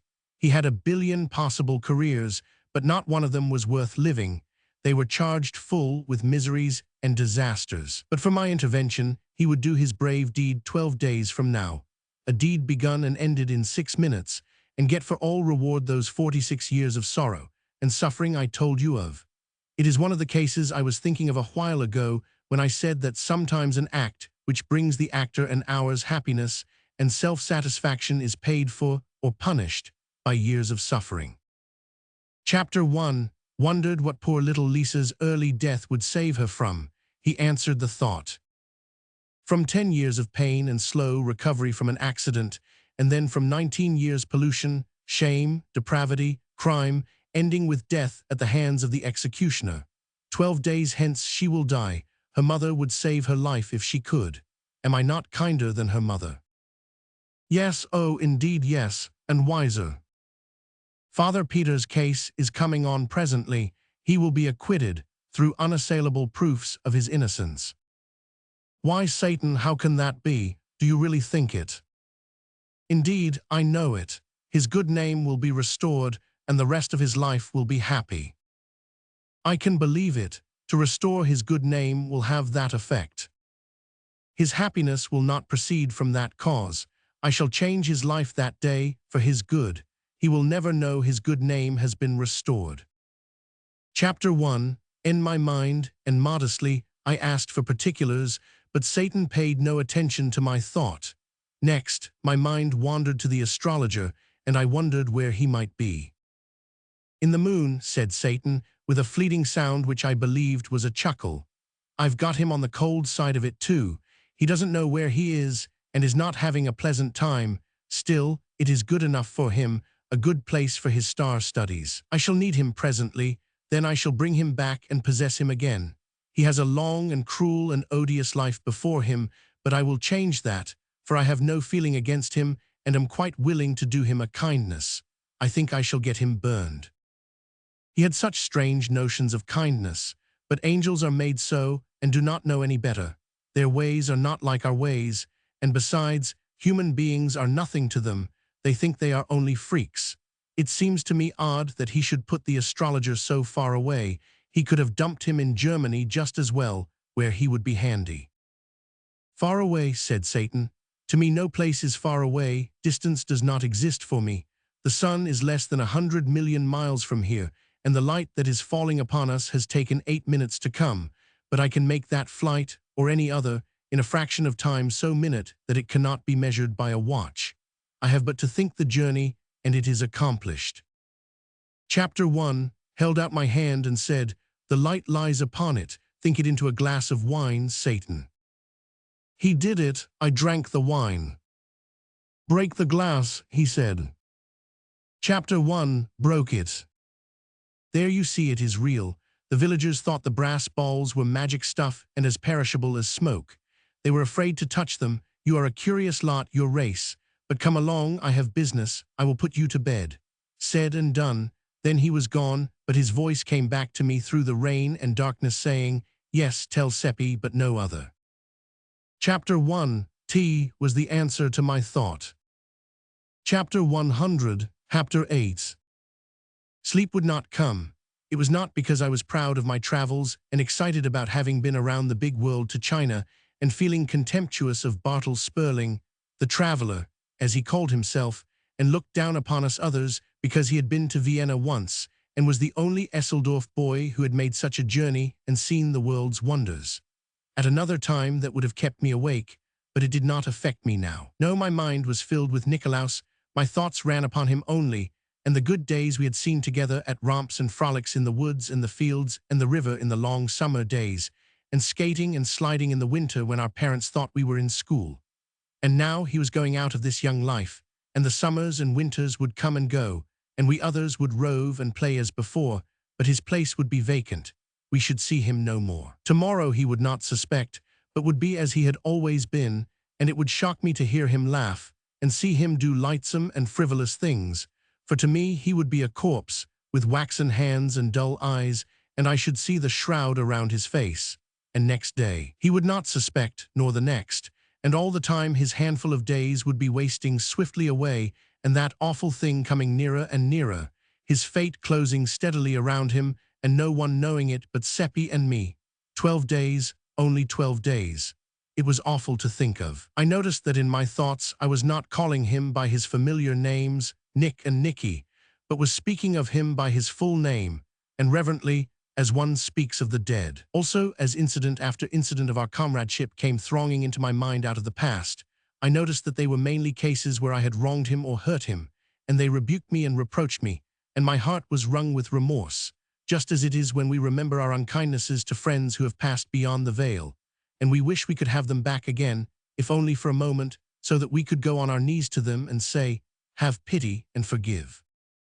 Once when we were 9 years old, he went a long errand of nearly 2 miles for the fruiterer, who gave him a splendid big apple for reward, and he was flying home with it, almost beside himself with astonishment and delight, and I met him, and he let me look at the apple, not thinking of treachery, and I ran off with it, eating it as I ran, he following me and begging, and when he overtook me I offered him the core, which was all that was left, and I laughed.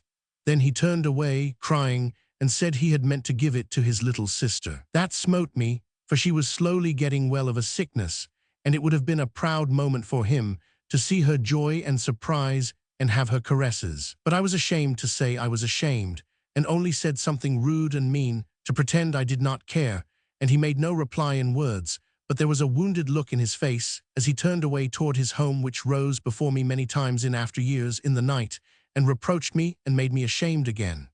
It had grown dim in my mind by and by, then it disappeared, but it was back now and not dim. Once at school, when we were 11, I upset my ink and spoiled 4 copybooks and was in danger of severe punishment, but I put it upon him and he got the whipping. And only last year I had cheated him in a trade, giving him a large fish hook which was partly broken through for 3 small sound ones. The first fish he caught broke the hook, but he did not know I was blamable, and he refused to take back one of the small hooks, which my conscience forced me to offer him, but said, "A trade is a trade. The hook was bad, but that was not your fault." No, I could not sleep. These little, shabby wrongs upbraided me and tortured me, and with a pain much sharper than one feels when the wrongs have been done to the living. Nikolaus was living, but no matter. He was to me as one already dead. The wind was still moaning about the eaves, the rain still pattering upon the panes. Chapter 1. In the morning I sought out Seppi and told him. It was down by the river. His lips moved, but he did not say anything. He only looked dazed and stunned, and his face turned very white. He stood like that a few moments, the tears welling into his eyes. Then he turned away, and I locked my arm in his, and we walked along thinking, but not speaking. We crossed the bridge and wandered through the meadows and up among the hills and the woods, and at last the talk came and flowed freely, and it was all about Nikolaus and was a recalling of the life we had lived with him. And every now and then Seppi said, as if to himself, 12 days, less than 12 days. We said we must be with him all the time, we must have all of him we could. The days were precious now, yet we did not go to seek him. It would be like meeting the dead, and we were afraid. We did not say it, but that was what we were feeling. And so it gave us a shock when we turned a curve and came upon Nikolaus face to face. He shouted gaily, "Hi, hi, what is the matter? Have you seen a ghost?" We couldn't speak, but there was no occasion. He was willing to talk for us all, for he had just seen Satan, and was in high spirits about it. Satan had told him about our trip to China, and he had begged Satan to take him a journey, and Satan had promised. It was to be a far journey, and wonderful and beautiful, and Nikolaus had begged him to take us too, but he said no, he would take us some day maybe, but not now. Satan would come for him on the 13th, and Nikolaus was already counting the hours. He was so impatient. That was the fatal day. We were already counting the hours too. We wandered many a mile, always following paths which had been our favorites from the days when we were little, and always we talked about the old times. All the blitheness was with Nikolaus. We others could not shake off our depression. Our tone toward Nikolaus was so strangely gentle and tender and yearning that he noticed it, and was pleased, and we were constantly doing him deferential little offices of courtesy, and saying, "Wait, let me do that for you," and that pleased him too. I gave him 7 fish hooks, all I had, and made him take them, and Seppi gave him his new knife, and a humming top painted red and yellow, atonements for swindles practiced upon him formerly, as I learned later, and probably no longer remembered by Nikolaus now. These things touched him, and he could not have believed that we loved him so, and his pride in it and gratefulness for it cut us to the heart. We were so undeserving of them. When we parted at last, he was radiant, and said he had never had such a happy day.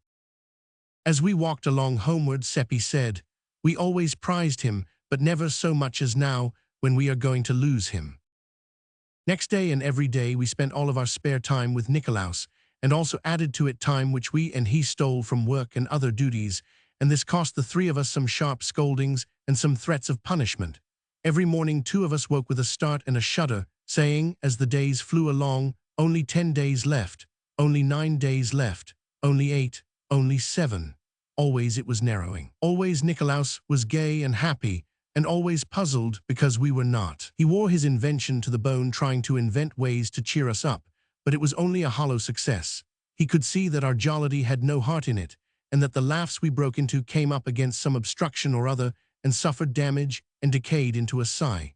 He tried to find out what the matter was, so that he could help us out of our trouble or make it lighter by sharing it with us, so we had to tell many lies to deceive him and appease him.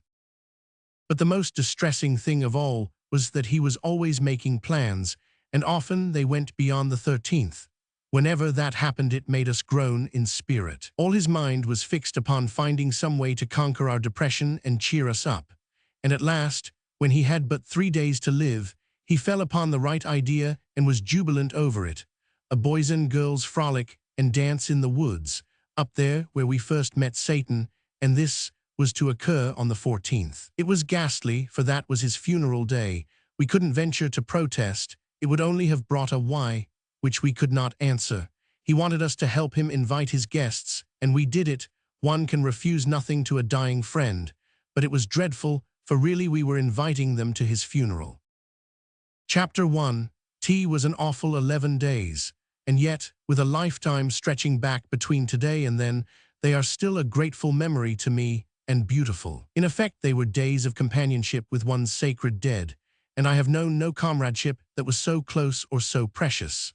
We clung to the hours and the minutes, counting them as they wasted away, and parting with them with that pain and bereavement which a miser feels who sees his hoard filched from him coin by robbers, and is helpless to prevent it.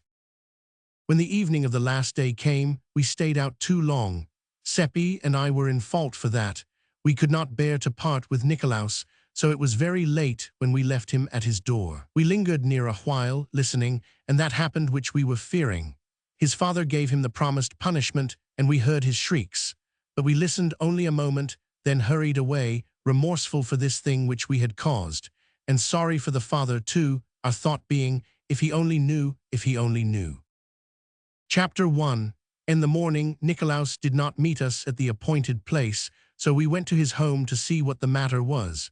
His mother said, "His father is out of all patience with these goings-on, and will not have any more of it. Half the time when Nick is needed, he is not to be found. Then it turns out that he has been gadding around with you too. His father gave him a flogging last night. It always grieved me before, and many's the time I have begged him off and saved him, but this time he appealed to me in vain, for I was out of patience myself. 'I wish you had saved him just this one time,' I said, my voice trembling a little. It would ease a pain in your heart to remember it someday. She was ironing at the time, and her back was partly toward me. She turned about with a startled or wondering look in her face and said, "What do you mean by that?" Chapter 1 was not prepared and didn't know anything to say, so it was awkward, for she kept looking at me, but Seppi was alert and spoke up. Why, of course it would be pleasant to remember, for the very reason we were out so late was that Nikolaus got to telling how good you are to him, and how he never got whipped when you were by to save him, and he was so full of it, and we were so full of the interest of it, that none of us noticed how late it was getting. "Did he say that, did he?" And she put her apron to her eyes. "You can ask Theodore, he will tell you the same." "It is a dear good lad, my Nick," she said. "I am sorry I let him get whipped. I will never do it again. To think, all the time I was sitting here last night, fretting and angry at him, he was loving me and praising me. Dear, dear, if we could only know, then we shouldn't ever go wrong. But we are only poor, dumb beasts groping around and making mistakes. I shan't ever think of last night without a pang." She was like all the rest. It seemed as if nobody could open a mouth in these wretched days without saying something that made us shiver. They were groping around and did not know what true, sorrowfully true things they were saying by accident. Seppi asked if Nikolaus might go out with us. "I am sorry," she answered, "but he can't. To punish him further, his father doesn't allow him to go out of the house today." We had a great hope. I saw it in Seppi's eyes. We thought, if he cannot leave the house, he cannot be drowned. Seppi asked to make sure. "Must he stay in all day, or only the morning?" "All day. It's such a pity, too. It's a beautiful day, and he is so unused to being shut up. But he is busy planning his party, and maybe that is company for him. I do hope he isn't too lonesome." Seppi saw that in her eye, which emboldened him to ask if we might go up and help him pass his time. "And welcome," she said right heartily. "Now I call that real friendship, when you might be abroad in the fields and the woods, having a happy time. You are good boys, I'll allow that, though you don't always find satisfactory ways of improving it. Take these cakes for yourselves and give him this one from his mother." The first thing we noticed when we entered Nikolaus's room was the time, 9:45. Could that be correct?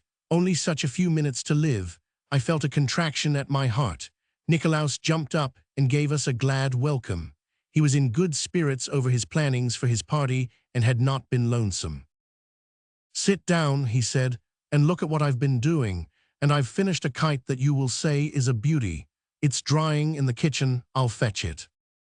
He had been spending his penny savings in fanciful trifles of various kinds, to go as prizes in the games, and they were marshaled with fine and showy effect upon the table.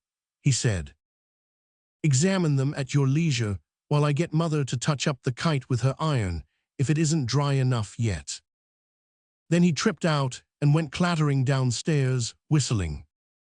We did not look at the things. We couldn't take any interest in anything but the clock. We sat staring at it in silence, listening to the ticking, and every time the minute hand jumped, we nodded recognition, 1 minute fewer to cover in the race for life or for death. Finally Seppi drew a deep breath and said, 2 minutes to 10, 7 minutes more and he will pass the death point. Theodore, he is going to be saved. He's going to. Hush, I'm on needles. Watch the clock and keep still. 5 minutes more. We were panting with the strain and the excitement. Another 3 minutes, and there was a footstep on the stair. Saved, and we jumped up and faced the door. The old mother entered, bringing the kite. "Isn't it a beauty?" she said.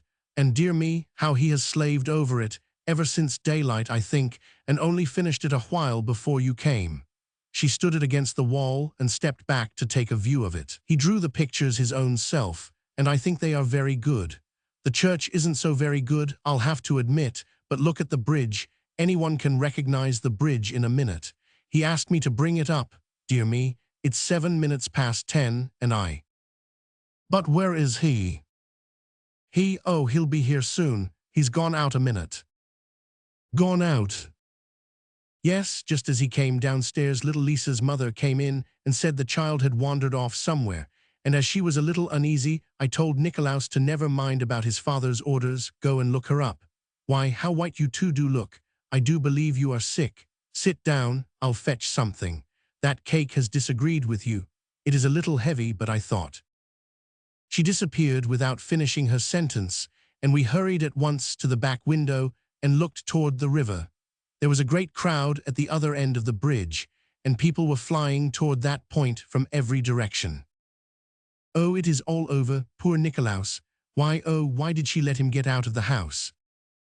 Come away, said Seppi, half sobbing. Come quick, we can't bear to meet her. In 5 minutes she will know. But we were not to escape. She came upon us at the foot of the stairs with her cordials in her hands and made us come in and sit down and take the medicine. Then she watched the effect, and it did not satisfy her, so she made us wait longer and kept upbraiding herself for giving us the unwholesome cake. Presently the thing happened which we were dreading. There was a sound of tramping and scraping outside, and a crowd came solemnly in, with heads uncovered, and laid the 2 drowned bodies on the bed. Oh my God, that poor mother cried out and fell on her knees and put her arms about her dead boy and began to cover the wet face with kisses. Oh, it was I that sent him, and I have been his death. If I had obeyed and kept him in the house, this would not have happened, and I am rightly punished. I was cruel to him last night, and him begging me, his own mother, to be his friend.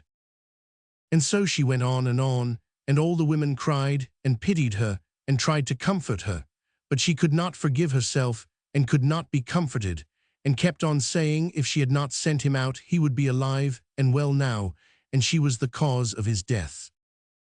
Chapter 1. T shows how foolish people are when they blame themselves for anything they have done.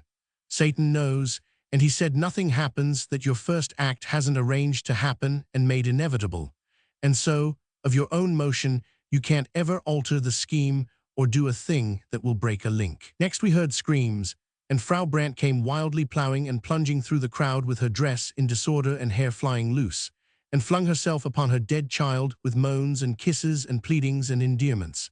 And by she rose up almost exhausted with her outpourings of passionate emotion, and clenched her fist and lifted it toward the sky, and her tear-drenched face grew hard and resentful, and she said, "For nearly 2 weeks I have had dreams and presentiments and warnings that death was going to strike what was most precious to me, and day and night and night and day I have groveled in the dirt before him, praying him to have pity on my innocent child and save it from harm, and here is his answer." Why he had saved it from harm, but she did not know. She wiped the tears from her eyes and cheeks, and stood a while gazing down at the child and caressing its face and its hair with her hands. Then she spoke again in that bitter tone, "But in his hard heart is no compassion. I will never pray again." She gathered her dead child to her bosom and strode away, the crowd falling back to let her pass, and smitten dumb by the awful words they had heard. Ah, that poor woman! It is as Satan said, we do not know good fortune from bad, and are always mistaking the one for the other. Many a time since I have heard people pray to God to spare the life of sick persons, but I have never done it. Both funerals took place at the same time in our little church next day. Everybody was there, including the party guests. Satan was there too, which was proper, for it was on account of his efforts that the funerals had happened. Nikolaus had departed this life without absolution, and a collection was taken up for masses to get him out of purgatory. Only 2/3 of the required money was gathered, and the parents were going to try to borrow the rest, but Satan furnished it. He told us privately that there was no purgatory, but he had contributed in order that Nikolaus's parents and their friends might be saved from worry and distress. We thought it very good of him, but he said money did not cost him anything. At the graveyard, the body of little Lisa was seized for debt by a carpenter to whom the mother owed 50 groschen for work done the year before. She had never been able to pay this, and was not able now. The carpenter took the corpse home and kept it 4 days in his cellar, the mother weeping and imploring about his house all the time. Then he buried it in his brother's cattle yard, without religious ceremonies. It drove the mother wild with grief and shame, and she forsook her work and went daily about the town, cursing the carpenter and blaspheming the laws of the emperor and the church, and it was pitiful to see. Seppi asked Satan to interfere, but he said the carpenter and the rest were members of the human race and were acting quite neatly for that species of animal. He would interfere if he found a horse acting in such a way, and we must inform him when we came across that kind of horse doing that kind of human thing, so that he could stop it. We believed this was sarcasm, for of course there wasn't any such horse. But after a few days, we found that we could not abide that poor woman's distress, so we begged Satan to examine her several possible careers, and see if he could not change her, to her profit, to a new one. He said the longest of her careers, as they now stood, gave her 42 years to live, and her shortest 129, and that both were charged with grief and hunger, and cold and pain. The only improvement he could make would be to enable her to skip a certain 3 minutes from now, and he asked us if he should do it. This was such a short time to decide in that we went to pieces with nervous excitement, and before we could pull ourselves together and ask for particulars, he said the time would be up in a few more seconds. So then we gasped out, "Do it." "It is done," he said. "She was going around a corner. I have turned her back. It has changed her career." "Then what will happen, Satan?" "It is happening now. She is having words with Fisher, the weaver. In his anger, Fisher will straightway do what he would not have done but for this accident. He was present when she stood over her child's body and uttered those blasphemies." "What will he do?" "He is doing it now, betraying her. In 3 days she will go to the stake." We could not speak. We were frozen with horror, for if we had not meddled with her career, she would have been spared this awful fate. Satan noticed these thoughts and said, "What you are thinking is strictly human-like, that is to say, foolish. The woman is advantaged. Die when she might, she would go to heaven. By this prompt death she gets 29 years more of heaven than she is entitled to, and escapes 29 years of misery here." A moment before we were bitterly making up our minds that we would ask no more favors of Satan for friends of ours, for he did not seem to know any way to do a person a kindness but by killing him. But the whole aspect of the case was changed now, and we were glad of what we had done and full of happiness in the thought of it. After a little I began to feel troubled about Fisher, and asked, timidly, "Does this episode change Fisher's life scheme, Satan?" "Change it? Why, certainly, and radically. If he had not met Frau Brandt a while ago, he would die next year, 34 years of age. Now he will live to be 90 and have a pretty prosperous and comfortable life of it, as human lives go." We felt a great joy and pride in what we had done for Fisher, and were expecting Satan to sympathize with this feeling, but he showed no sign, and this made us uneasy. We waited for him to speak, but he didn't. So, to assuage our solicitude, we had to ask him if there was any defect in Fisher's good luck. Satan considered the question a moment, then said, with some hesitation, "Well, the fact is, it is a delicate point. Under his several former possible life careers, he was going to heaven." We were aghast. "Oh, Satan, and under this one." "There, don't be so distressed. You were sincerely trying to do him a kindness. Let that comfort you." "Oh dear, dear, that cannot comfort us. You ought to have told us what we were doing, then we wouldn't have acted so." But it made no impression on him. He had never felt a pain or a sorrow, and did not know what they were in any really informing way. He had no knowledge of them except theoretically, that is to say, intellectually, and of course that is no good. One can never get any but a loose and ignorant notion of such things except by experience. We tried our best to make him comprehend the awful thing that had been done and how we were compromised by it, but he couldn't seem to get hold of it. He said he did not think it important where Fisher went to. In heaven he would not be missed. There were plenty there. We tried to make him see that he was missing the point entirely, that Fisher, and not other people, was the proper one to decide about the importance of it, but it all went for nothing. He said he did not care for Fisher. There were plenty more Fishers.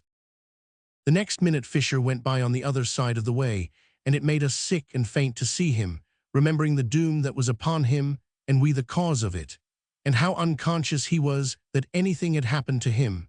You could see by his elastic step and his alert manner that he was well satisfied with himself for doing that hard turn for poor Frau Brandt. He kept glancing back over his shoulder expectantly, And sure enough, pretty soon Frau Brandt followed after, in charge of the officers and wearing jingling chains. A mob was in her wake, jeering and shouting, "Blasphemer and heretic!" And some among them were neighbors and friends of her happier days. Some were trying to strike her, and the officers were not taking as much trouble as they might to keep them from it. "Oh, stop them, Satan!" It was out before we remembered that he could not interrupt them for a moment without changing their whole after lives. He puffed a little puff toward them with his lips, and they began to reel and stagger and grab at the empty air. Then they broke apart and fled in every direction, shrieking, as if in intolerable pain. He had crushed a rib of each of them with that little puff. We could not help asking if their life chart was changed. Yes, entirely. Some have gained years, some have lost them. Some few will profit in various ways by the change, but only that few. We did not ask if we had brought poor Fisher's luck to any of them. We did not wish to know. We fully believed in Satan's desire to do us kindnesses, but we were losing confidence in his judgment. It was at this time that our growing anxiety to have him look over our life charts and suggest improvements began to fade out and give place to other interests. For a day or two, the whole village was a chattering turmoil over Frau Brandt's case and over the mysterious calamity that had overtaken the mob, and at her trial the place was crowded. She was easily convicted of her blasphemies, for she uttered those terrible words again and said she would not take them back. When warned that she was imperiling her life, she said they could take it in welcome. She did not want it. She would rather live with the professional devils in perdition than with these imitators in the village. They accused her of breaking all those ribs by witchcraft and asked her if she was not a witch. She answered scornfully, "No, if I had that power, would any of you holy hypocrites be alive 5 minutes? No, I would strike you all dead. Pronounce your sentence and let me go. I am tired of your society." So they found her guilty, and she was excommunicated and cut off from the joys of heaven and doomed to the fires of hell. Then she was clothed in a coarse robe and delivered to the secular arm and conducted to the marketplace, the bells solemnly tolling the while. We saw her chained to the stake and saw the first film of blue smoke rise on the still air. Then her hard face softened, and she looked upon the packed crowd in front of her and said, with gentleness, "We played together once, in long agone days when we were innocent little creatures. For the sake of that, I forgive you." We went away then, and did not see the fires consume her, but we heard the shrieks, although we put our fingers in our ears. When they ceased, we knew she was in heaven, notwithstanding the excommunication, and we were glad of her death, and not sorry that we had brought it about. One day, a little while after this, Satan appeared again. We were always watching out for him, for life was never very stagnant when he was by. He came upon us at that place in the woods where we had first met him. Being boys, we wanted to be entertained. We asked him to do a show for us. "Very well," he said. "Would you like to see a history of the progress of the human race, its development of that product which it calls civilization?" We said we should. So with a thought, he turned the place into the Garden of Eden, and we saw Abel praying by his altar. Then Cain came walking toward him with his club, and did not seem to see us, and would have stepped on my foot if I had not drawn it in. He spoke to his brother in a language which we did not understand. Then he grew violent and threatening, and we knew what was going to happen, and turned away our heads for the moment. But we heard the crash of the blows, and heard the shrieks and the groans. Then there was silence, and we saw Abel lying in his blood and gasping out his life, and Cain standing over him and looking down at him, vengeful and unrepentant. Then the vision vanished, and was followed by a long series of unknown wars, murders, and massacres. Next we had the flood, and the ark tossing around in the stormy waters, with lofty mountains in the distance showing veiled and dim through the rain. Satan said, "The progress of your race was not satisfactory. It is to have another chance now." The scene changed, and we saw Noah overcome with wine. Next we had Sodom and Gomorrah, and the attempt to discover 2 or 3 respectable persons there, as Satan described it. Next, Lot and his daughters in the cave. Next came the Hebraic Wars, and we saw the victors massacre the survivors and their cattle, and save the young girls alive and distribute them around. Next we had Yale, and saw her slip into the tent and drive the nail into the temple of her sleeping guest. And we were so close that, when the blood gushed out, it trickled in a little red stream to our feet, and we could have stained our hands in it if we had wanted to. Next we had Egyptian wars, Greek wars, Roman wars, hideous drenchings of the earth with blood, and we saw the treacheries of the Romans toward the Carthaginians and the sickening spectacle of the massacre of those brave people. Also we saw Caesar invade Britain, not that those barbarians had done him any harm, but because he wanted their land and desired to confer the blessings of civilization upon their widows and orphans, as Satan explained. Next, Christianity was born. Then ages of Europe passed in review before us, and we saw Christianity and civilization march hand in hand through those ages, leaving famine and death and desolation in their wake, and other signs of the progress of the human race, as Satan observed. And always we had wars, and more wars, and still other wars, all over Europe, all over the world. Sometimes in the private interest of royal families, Satan said, sometimes to crush a weak nation, but never a war started by the aggressor for any clean purpose. There is no such war in the history of the race. Now, said Satan, you have seen your progress down to the present, and you must confess that it is wonderful in its way. We must now exhibit the future. He showed us slaughters more terrible in their destruction of life, more devastating in their engines of war than any we had seen. You perceive, he said, that you have made continual progress. Cain did his murder with a club. The Hebrews did their murders with javelins and swords. The Greeks and Romans added protective armor and the fine arts of military organization and generalship. The Christian has added guns and gunpowder.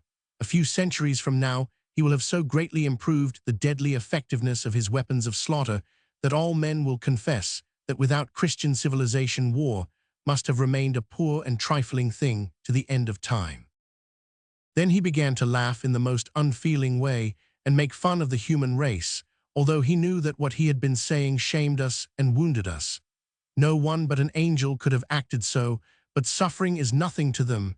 They do not know what it is, except by hearsay.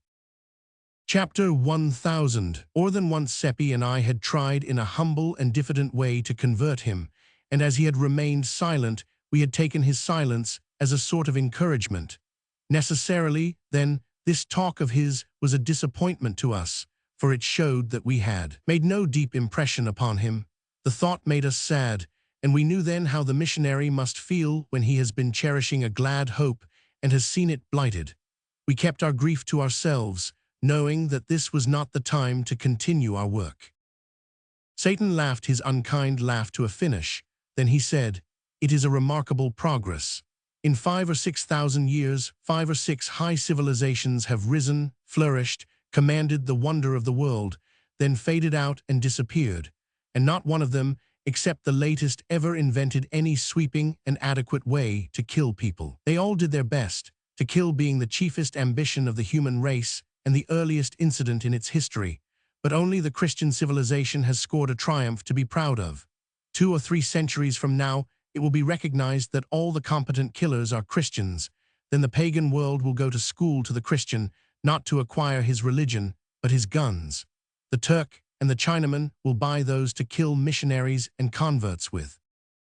By this time his theater was at work again, and before our eyes nation after nation drifted by, during 2 or 3 centuries, a mighty procession, an endless procession, raging, struggling, wallowing through seas of blood, smothered in battle smoke through which the flags glinted and the red jets from the cannon darted, and always we heard the thunder of the guns and the cries of the dying. "And what does it amount to?" said Satan with his evil chuckle. "Nothing at all. You gain nothing. You always come out where you went in. For 1,000,000 years, the race has gone on monotonously propagating itself and monotonously reperforming this dull nonsense. To what end? No wisdom can guess. Who gets a profit out of it? Nobody but a parcel of usurping little monarchs and nobilities who despise you, would feel defiled if you touched them, would shut the door in your face if you proposed to call, whom you slave for, fight for, die for, and are not ashamed of it, but proud, whose existence is a perpetual insult to you, and you are afraid too. Resent it, who are mendicants supported by your alms, yet assume toward you the airs of benefactor toward beggar, who address you in the language of master to slave, and are answered in the language of slave to master, who are worshipped by you with your mouth, while in your heart, if you have one, you despise yourselves for it. The first man was a hypocrite and a coward, qualities which have not yet failed in his line. It is the foundation upon which all civilizations have been built. Drink to their perpetuation, drink to their augmentation, drink to, then he saw by our faces how much we were hurt, and he cut his sentence short and stopped chuckling, and his manner changed. He said gently, "No, we will drink one another's health and let civilization go. The wine which has flown to our hands out of space by desire is earthly and good enough for that other toast, but throw away the glasses. We will drink this one in wine which has not visited this world before." We obeyed and reached up and received the new cups as they descended. They were shapely and beautiful goblets, but they were not made of any material that we were acquainted with. They seemed to be in motion, they seemed to be alive, and certainly the colors in them were in motion. They were very brilliant and sparkling, and of every tint, and they were never still, but flowed to and fro in rich tides which met and broke and flashed out dainty explosions of enchanting color. I think it was most like opals washing about in waves and flashing out their splendid fires. But there is nothing to compare the wine with. We drank it, and felt a strange and witching ecstasy as of heaven go stealing through us, and Seppi's eyes filled, and he said worshippingly, "We shall be there some day, and then." He glanced furtively at Satan, and I think he hoped Satan would say, "Yes, you will be there some day," but Satan seemed to be thinking about something else, and said nothing. This made me feel ghastly, for I knew he had heard. Nothing, spoken or unspoken, ever escaped him. Poor Seppi looked distressed, and did not finish his remark. The goblets rose and clove their way into the sky, a triplet of radiant sundogs, and disappeared. Why didn't they stay? It seemed a bad sign and depressed me. Should I ever see mine again? Would Seppi ever see his? Chapter 100, Chapter 9. Chapter 1. Tea was wonderful, the mastery Satan had over time and distance. For him they did not exist. He called them human inventions and said they were artificialities. We often went to the most distant parts of the globe with him and stayed weeks and months, and yet were gone only a fraction of a second, as a rule. You could prove it by the clock. One day when our people were in such awful distress, because the witch commission were afraid to proceed against the astrologer and Father Peter's household, or against any, indeed, but the poor and the friendless, they lost patience and took to witch-hunting on their own score, and began to chase a born lady who was known to have the habit of curing people by devilish arts, such as bathing them, washing them, and nourishing them instead of bleeding them, and purging them through the ministration. Barber surgeon in the proper way. She came flying down, with the howling and cursing mob after her, and tried to take refuge in houses, but the doors were shut in her face. They chased her more than half an hour, we following to see it, and at last she was exhausted and fell, and they caught her. They dragged her to a tree and threw a rope over the limb, and began to make a noose in it, some holding her, meantime, and she crying and begging, and her young daughter looking on and weeping, but afraid to say or do anything. They hanged the lady, and I threw a stone at her, although in my heart I was sorry for her, but all were throwing stones, and each was watching his neighbor, and if I had not done as the others did it would have been noticed and spoken of. Satan burst out laughing. All that were nearby turned upon him, astonished and not pleased. It was an ill time to laugh, for his free and scoffing ways and his supernatural music had brought him under suspicion all over the town and turned many privately against him. The big blacksmith called attention to him now, raising his voice so that all should hear, and said, "What are you laughing at? Answer. Moreover, please explain to the company why you threw no stone." "Are you sure I did not throw a stone?" "Yes, you needn't try to get out of it. I had my eye on you." "And I noticed you," shouted two others. "Three witnesses," said Satan, "Mueller, the blacksmith, Klein, the butcher's man, Pfeiffer, the weaver's journeyman, three very ordinary liars. Are there any more?" "Never mind whether there are others or not, and never mind about what you consider us. Three's enough to settle your matter for you. You'll prove that you threw a stone, or it shall go hard with you."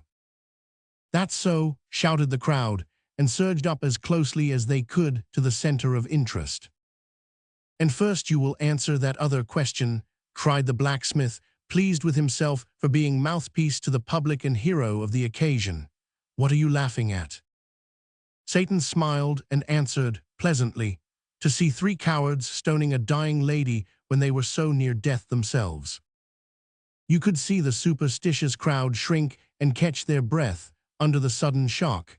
The blacksmith, with a show of bravado, said, "Pooh, what do you know about it?" "I everything. By profession I am a fortune-teller, and I read the hands of you three and some others when you lifted them to stone the woman. One of you will die tomorrow week, another of you will die tonight, the third has but 5 minutes to live, and yonder is the clock." Chapter 1. Tea made a sensation. The faces of the crowd blanched and turned mechanically toward the clock. The butcher and the weaver seemed smitten with an illness, but the blacksmith braced up and said, with spirit, "It is not long to wait for prediction number 1.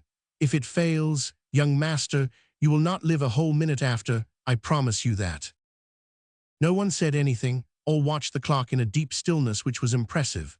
When 4.5 minutes were gone, the blacksmith gave a sudden gasp and clapped his hands upon his heart, saying, "Give me breath, give me room," and began to sink down. The crowd surged back, no one offering to support him, and he fell lumbering to the ground and was dead.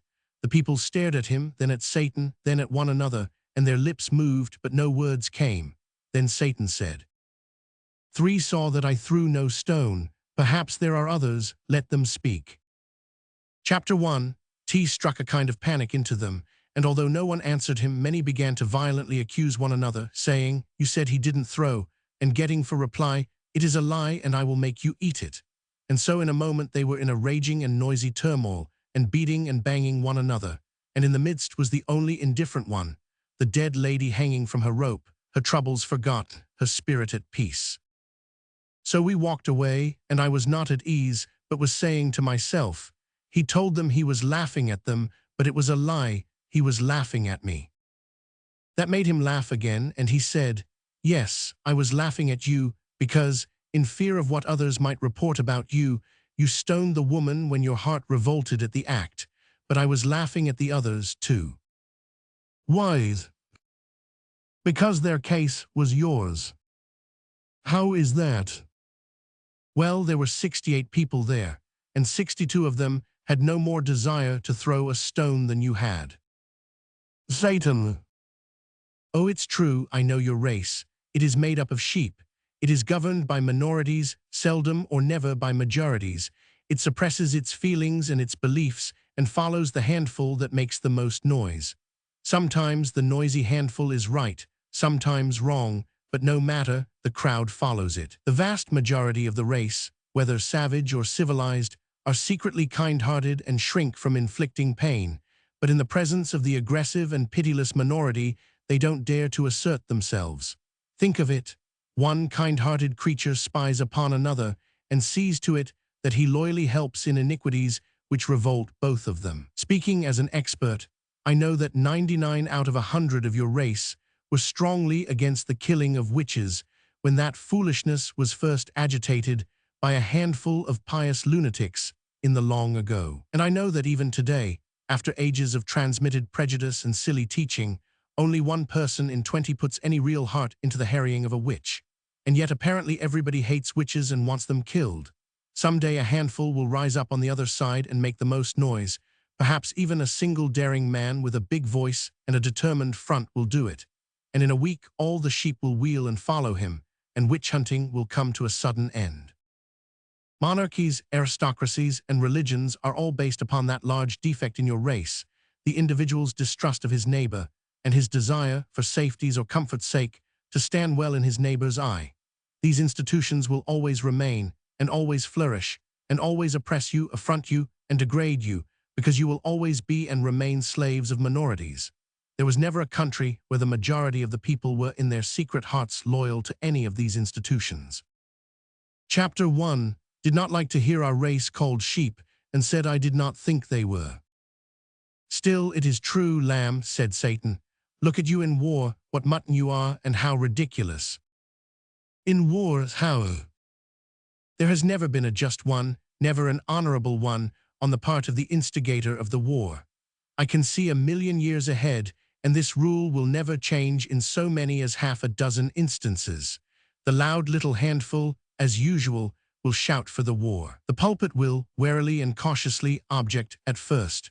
The great, big, dull bulk of the nation will rub its sleepy eyes and try to make out why there should be a war, and will say, earnestly and indignantly, "It is unjust and dishonorable, and there is no necessity for it." Then the handful will shout louder.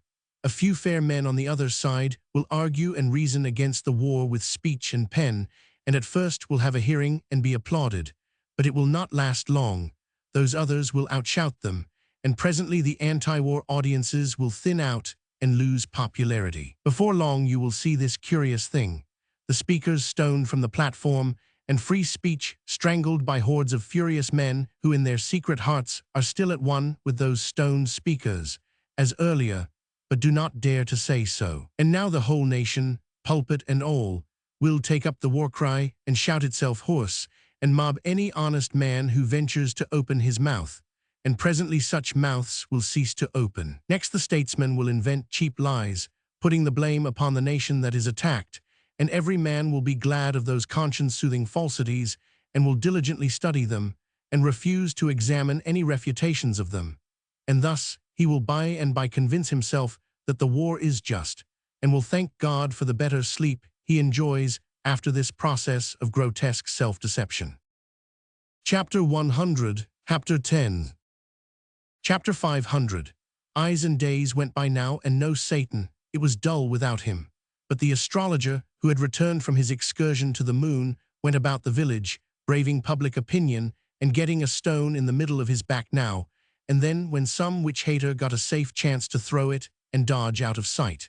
Meantime, two influences had been working well for Margaret. That Satan, who was quite indifferent to her, had stopped going to her house after a visit or two had hurt her pride, and she had set herself the task of banishing him from her heart. Reports of Wilhelm Maidling's dissipation, brought to her from time to time by old Ursula, had touched her with remorse, jealousy of Satan being the cause of it. And so now, these two matters working upon her together, she was getting a good profit out of the combination. Her interest in Satan was steadily cooling, her interest in Wilhelm as steadily warming. All that was needed to complete her conversion was that Wilhelm should brace up and do something that should cause favorable talk and incline the public toward him again. The opportunity came now. Margaret sent and asked him to defend her uncle in the approaching trial, and he was greatly pleased, and stopped drinking and began his preparations with diligence. With more diligence than hope, in fact, for it was not a promising case. He had many interviews in his office with Seppi and me, and threshed out our testimony pretty thoroughly, thinking to find some valuable grains among the chaff, but the harvest was poor, of course. Chapter 1. If Satan would only come, that was my constant thought. He could invent some way to win the case, for he had said it would be won, so he necessarily knew how it could be done. But the days dragged on, and still he did not come. Of course I did not doubt that it would be won, and that Father Peter would be happy for the rest of his life, since Satan had said so. Yet I knew I should be much more comfortable if he would come and tell us how to manage it. It was getting high time for Father Peter to have a saving change toward happiness, for by general report he was worn out with his imprisonment and the ignominy that was burdening him, and was like to die of his miseries unless he got relief soon. At last the trial came on, and the people gathered from all around to witness it, among them many strangers from considerable distances. Yes, everybody was there except the accused. He was too feeble in body for the strain, but Margaret was present and keeping up her hope and her spirit the best she could. The money was present too. It was emptied on the table and was handled and caressed and examined by such as were privileged. The astrologer was put in the witness box. He had on his best hat and robe for the occasion. Question: you claim that this money is yours? Answer: I do. Q: how did you come by it? A: I found the bag in the road when I was returning from a journey. Q: when? A: more than 2 years ago. Q: what did you do with it? A: I brought it home and hid it in a secret place in my observatory, intending to find the owner if I could. Q endeavored to find him. I made diligent inquiry during several months, but nothing came of it. And then I thought it not worthwhile to look further, and was minded to use the money in finishing the wing of the foundling asylum connected with the priory and nunnery. So I took it out of its hiding place and counted it to see if any of it was missing. And then why do you stop? Proceed. I am sorry to have to say this, but just as I had finished and was restoring the bag to its place, I looked up, and there stood Father Peter behind me. Several murmured, "That looks bad," but others answered, "Ah, but he is such a liar." That made you uneasy. No, I thought nothing of it at the time, for Father Peter often came to me unannounced to ask for a little help in his need. Chapter 1000. Argit blushed crimson at hearing her uncle falsely and impudently charged with begging, especially from one he had always denounced as a fraud, and was going to speak, but remembered herself in time and held her peace. Proceed. In the end, I was afraid to contribute the money to the foundling asylum, but elected to wait yet another year and continue my inquiries. When I heard of Father Peter's find, I was glad, and no suspicion entered my mind. When I came home a day or two later and discovered that my own money was gone, I still did not suspect, until 3 circumstances connected with Father Peter's good fortune struck me as being singular coincidences. Pray name them. Father Peter had found his money in a path. I had found mine in a road. Father Peter's find consisted exclusively of gold ducats, mine also. Father Peter found 1,107 ducats, I exactly the same. This closed his evidence, and certainly it made a strong impression on the house. One could see that. Wilhelm Maidling asked him some questions, then called us boys, and we told our tale. It made the people laugh, and we were ashamed. We were feeling pretty badly anyhow, because Wilhelm was hopeless and showed it. He was doing as well as he could, poor young fellow, but nothing was in his favor, and such sympathy as there was now plainly not with his client. It might be difficult for court and people to believe the astrologer's story, considering his character, but it was almost impossible to believe Father Peter's. We were already feeling badly enough, but when the astrologer's lawyer said he believed he would not ask us any questions, for our story was a little delicate, and it would be cruel for him to put any strain upon it, everybody tittered, and it was almost more than we could bear. Then he made a sarcastic little speech, and got so much fun out of our tale, and it seemed so ridiculous and childish, and every way impossible and foolish, that it made everybody laugh till the tears came, and at last Margit could not keep up her courage any longer, but broke down and cried, and I was so sorry for her. Now I noticed something that braced me up. It was Satan standing alongside of Wilhelm, and there was such a contrast. Satan looked so confident, had such a spirit in his eyes and face, and Wilhelm looked so depressed and despondent. We too were comfortable now, and judged that he would testify and persuade the bench, and the people that black was white and white black, or any other color he wanted it. We glanced around to see what the strangers in the house thought of him, for he was beautiful, stunning, in fact, but no one was noticing him, so we knew by that he was invisible. The lawyer was saying his last words, and while he was saying them, Satan began to melt into Wilhelm. He melted into him and disappeared, and then there was a change when his spirit began to look out of Wilhelm's eyes. That lawyer finished quite seriously and with dignity. He pointed to the money and said, "The love of it is the root of all evil. There it lies, the ancient tempter, newly red with the shame of its latest victory, the dishonor of a priest of God and his 2 poor juvenile helpers in crime. If it could but speak, let us hope that it would be constrained to confess that of all its conquests, this was the basest and the most pathetic." He sat down. Wilhelm rose and said, "From the testimony of the accuser, I gather that he found this money in a road more than 2 years ago. Correct me, sir, if I misunderstood you." The astrologer said his understanding of it was correct. and the money so found was never out of his hands thenceforth up to a certain definite date, the last day of last year. Correct me, sir, if I am wrong." The astrologer nodded his head. Wilhelm turned to the bench and said, "If I prove that this money here was not that money, then it is not his." "Certainly not, but this is irregular. If you had such a witness, it was your duty to give proper notice of it and have him here too." He broke off and began to consult with the other judges. Meantime, that other lawyer got up excited and began to protest against allowing new witnesses to be brought into the case at this late stage. The judges decided that his contention was just and must be allowed. "But this is not a new witness," said Wilhelm.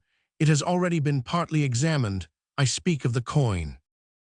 "The coin? What can the coin say?" "It can say it is not the coin that the astrologer once possessed. It can say it was not in existence last December. By its date, it can say this." And it was so.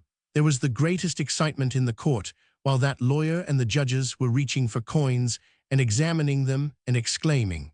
And everybody was full of admiration of Wilhelm's brightness in happening to think of that neat idea.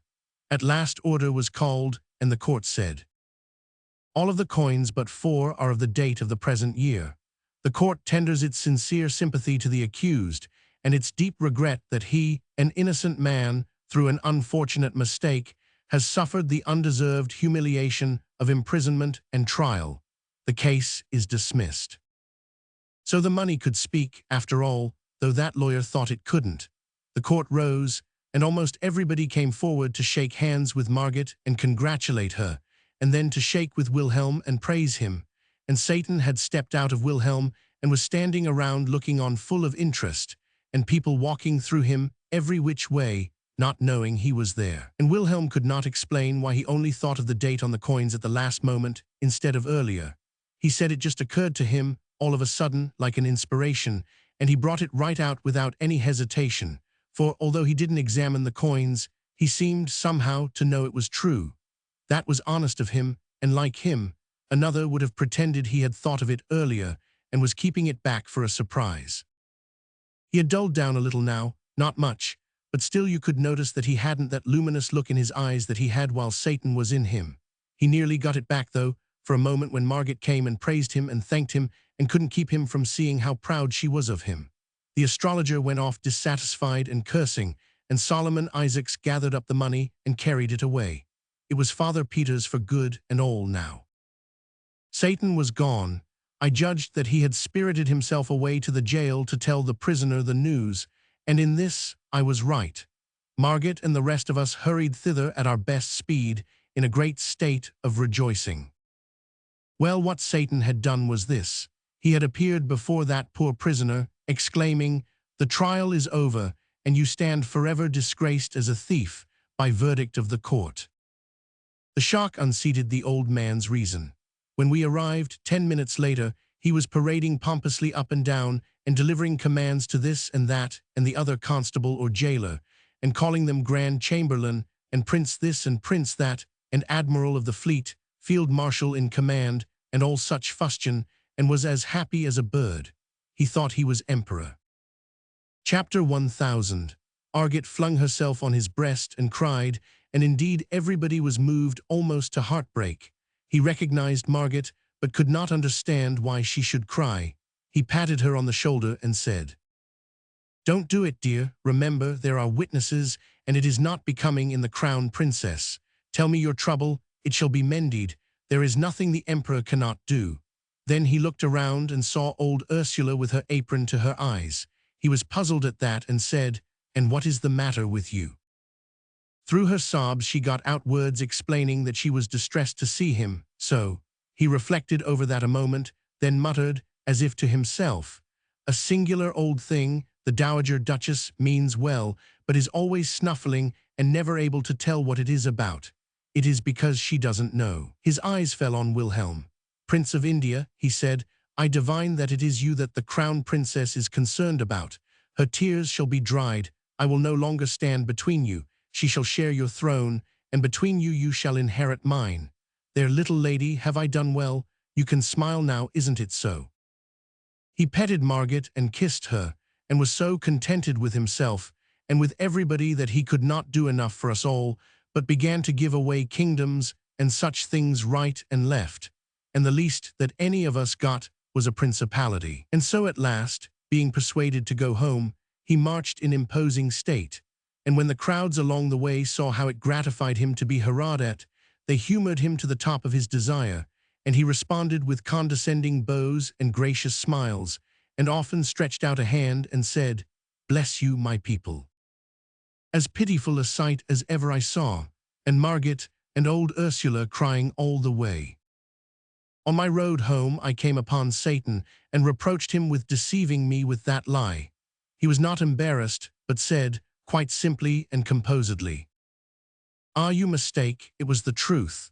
I said he would be happy the rest of his days, and he will, for he will always think he is the emperor, and his pride in it and his joy in it will endure to the end. He is now, and will remain, the one utterly happy person in this empire. But the method of it, Satan, the method, couldn't you have done it without depriving him of his reason?" Chapter 1. Tea was difficult to irritate Satan, but that accomplished it. "What an ass you are," he said. "Are you so unobservant as not to have found out that sanity and happiness are an impossible combination? No sane man can be happy, for to him life is real, and he sees what a fearful thing it is. Only the mad can be happy, and not many of those. The few that imagine themselves kings or gods are happy, the rest are no happier than the sane. Of course, no man is entirely in his right mind at any time, but I have been referring to the extreme cases. I have taken from this man that trumpery thing which the race regards as a mind. I have replaced his tin life with a silver-gilt fiction. You see the result, and you criticize. I said I would make him permanently happy, and I have done it. I have made him happy by the only means possible to his race, and you are not satisfied."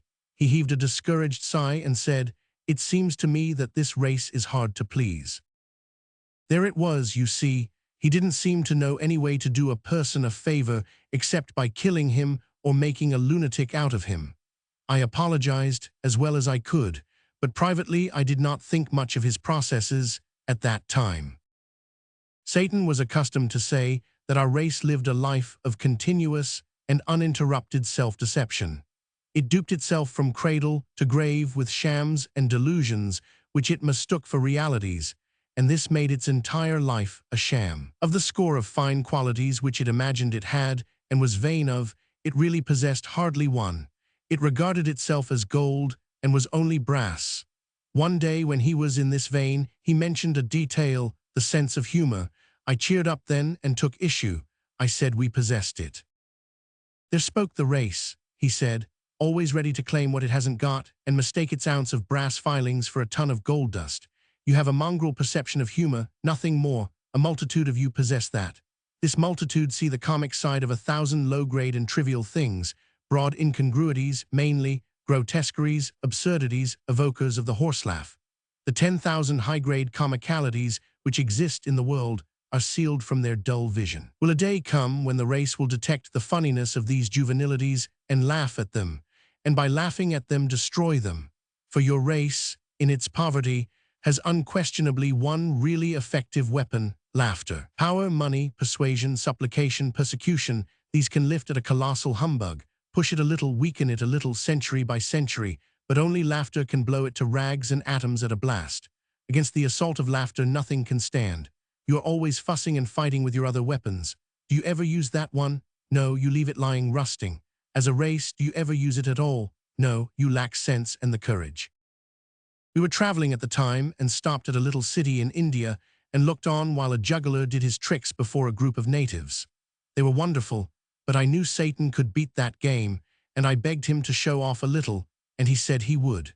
He changed himself into a native in turban and breechcloth, and very considerately conferred on me a temporary knowledge of the language. The juggler exhibited a seed, covered it with earth in a small flower pot, then put a rag over the pot. After a minute the rag began to rise. In 10 minutes it had risen a foot. Then the rag was removed and a little tree was exposed, with leaves upon it and ripe fruit. We ate the fruit and it was good. But Satan said, "Why do you cover the pot? Can't you grow the tree in the sunlight?" "No," said the juggler, "no one can do that. You are only an apprentice, you don't know your trade. Give me the seed, I will show you." He took the seed and said, "What shall I raise from it?" "It is a cherry seed, of course you will raise a cherry." "Oh no, that is a trifle, any novice can do that. Shall I raise an orange tree from it?" "Oh yes," and the juggler laughed. "And shall I make it bear other fruits, as well as oranges?" "If God wills," and they all laughed. Satan put the seed in the ground, put a handful of dust on it, and said, "Rise." A tiny stem shot up and began to grow, and grew so fast that in 5 minutes it was a great tree, and we were sitting in the shade of it. There was a murmur of wonder, then all looked up and saw a strange and pretty sight, for the branches were heavy with fruits of many kinds and colors, oranges, grapes, bananas, peaches, cherries, apricots, and so on. Baskets were brought, and the unlading of the tree began, and the people crowded around Satan and kissed his hand and praised him, calling him the Prince of Jugglers. The news went about the town, and everybody came running to see the wonder, and they remembered to bring baskets too. But the tree was equal to the occasion. It put out new fruits as fast as any were removed. Baskets were filled by the score and by the hundred, but always the supply remained undiminished. At last a foreigner in white linen and sun helmet arrived, and exclaimed angrily, "Away from here, clear out, you dogs, the tree is on my lands and is my property." The natives put down their baskets and made humble obeisance. Satan made humble obeisance, too, with his fingers to his forehead in the native way, and said, "Please let them have their pleasure for an hour, sir, only that, and no longer. Afterward you may forbid them, and you will still have more fruit than you and the state together can consume in a year." This made the foreigner very angry, and he cried out, "Who are you, you vagabond, to tell your betters what they may do and what they mayn't?" And he struck Satan with his cane and followed this error with a kick. The fruits rotted on the branches, and the leaves withered and fell. The foreigner gazed at the bare limbs with the look of one who is surprised and not gratified. Satan said, "Take good care of the tree, for its health and yours are bound together. It will never bear again, but if you tend it well, it will live long. Water its roots once in each hour every night, and do it yourself. It must not be done by proxy, and to do it in daylight will not answer. If you fail only once in any night, the tree will die, and you likewise. Do not go home to your own country any more, you would not reach there. Make no business or pleasure engagements which require you to go outside your gate at night. You cannot afford the risk. Do not rent or sell this place, it would be injudicious." The foreigner was proud and wouldn't beg, but I thought he looked as if he would like to. While he stood gazing at Satan, we vanished away and landed in Ceylon. Chapter 1 was sorry for that man, sorry Satan hadn't been his customary self and killed him or made him a lunatic. It would have been a mercy.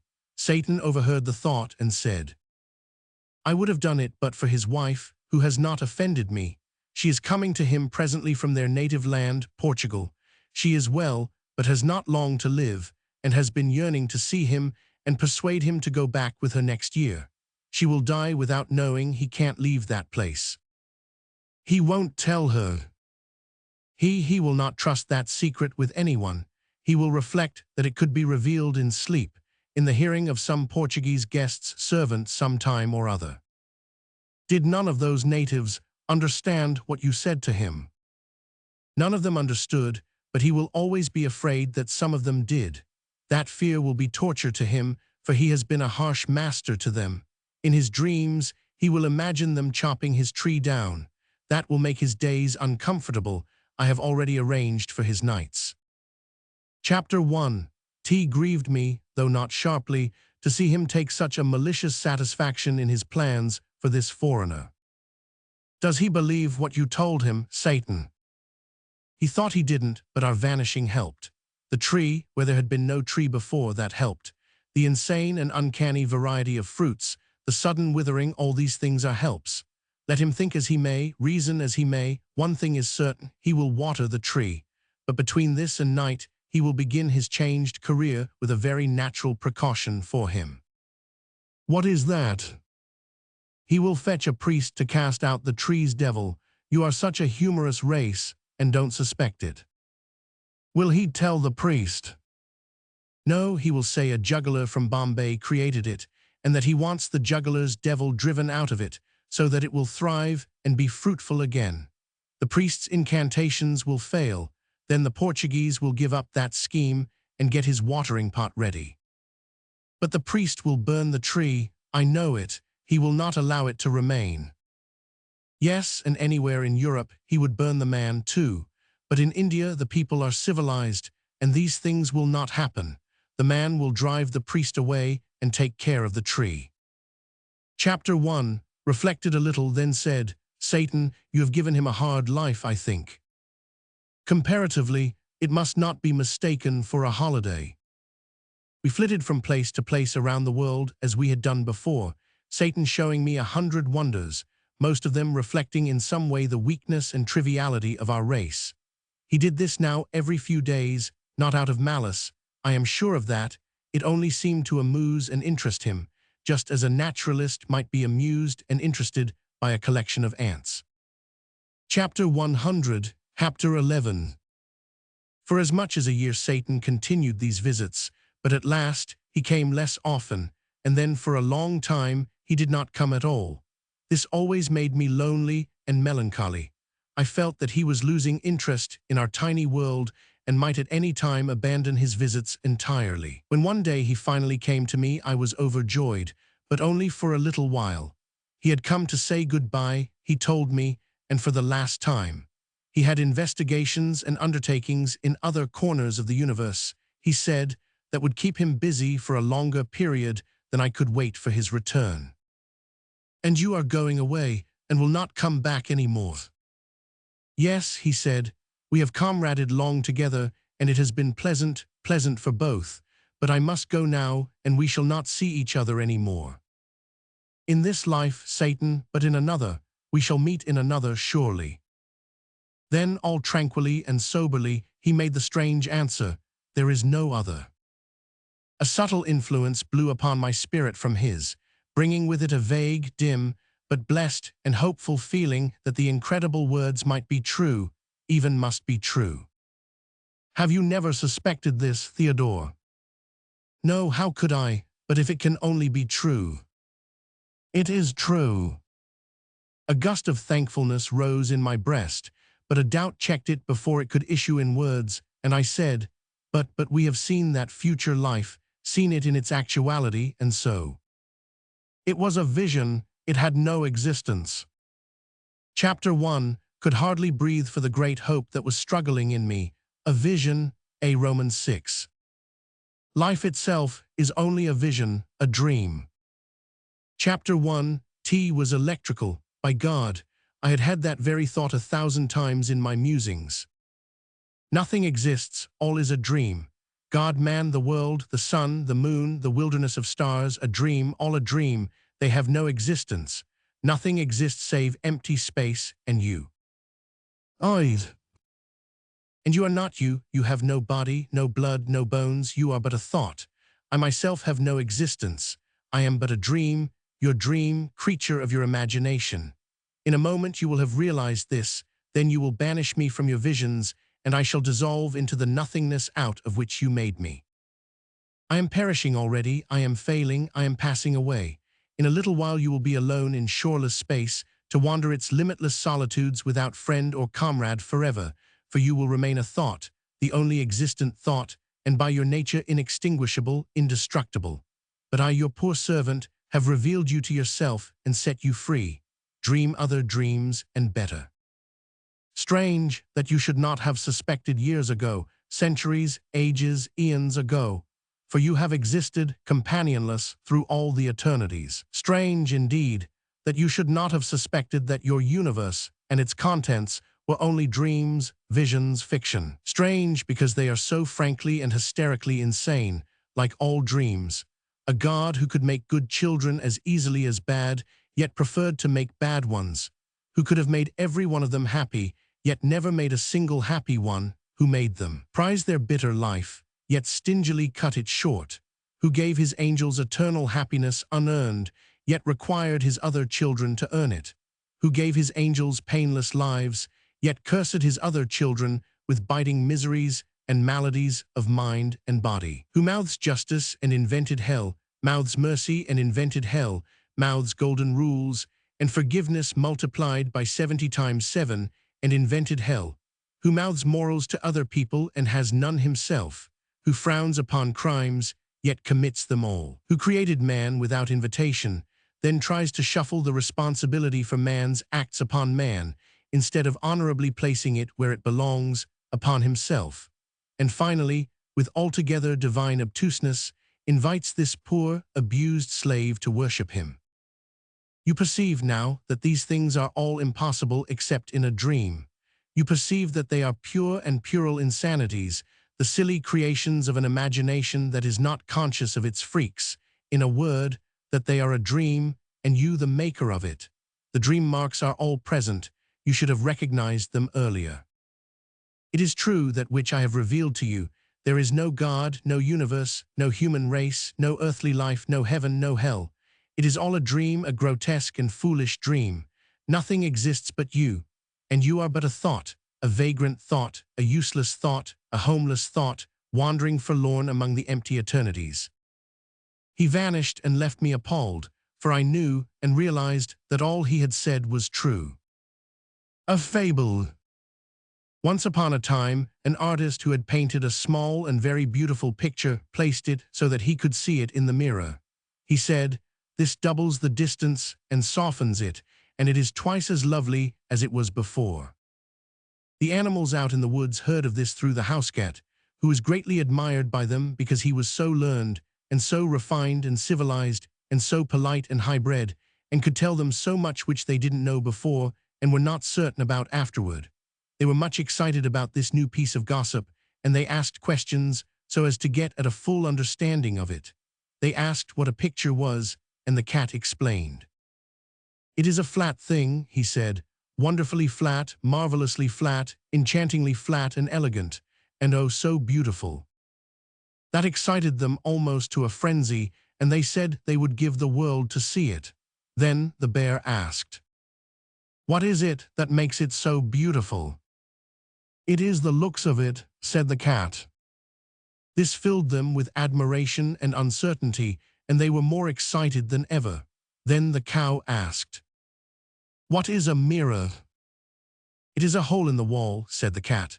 "You look in it, and there you see the picture, and it is so dainty and charming and ethereal and inspiring in its unimaginable beauty that your head turns round and round, and you almost swoon with ecstasy." The ass had not said anything as yet. He now began to throw doubts. He said there had never been anything as beautiful as this before, and probably wasn't now. He said that, when it took a whole basketful of sesquipedalian adjectives to whoop up a thing of beauty, it was time for suspicion. Chapter 1. T was easy to see that these doubts were having an effect upon the animals, so the cat went off offended.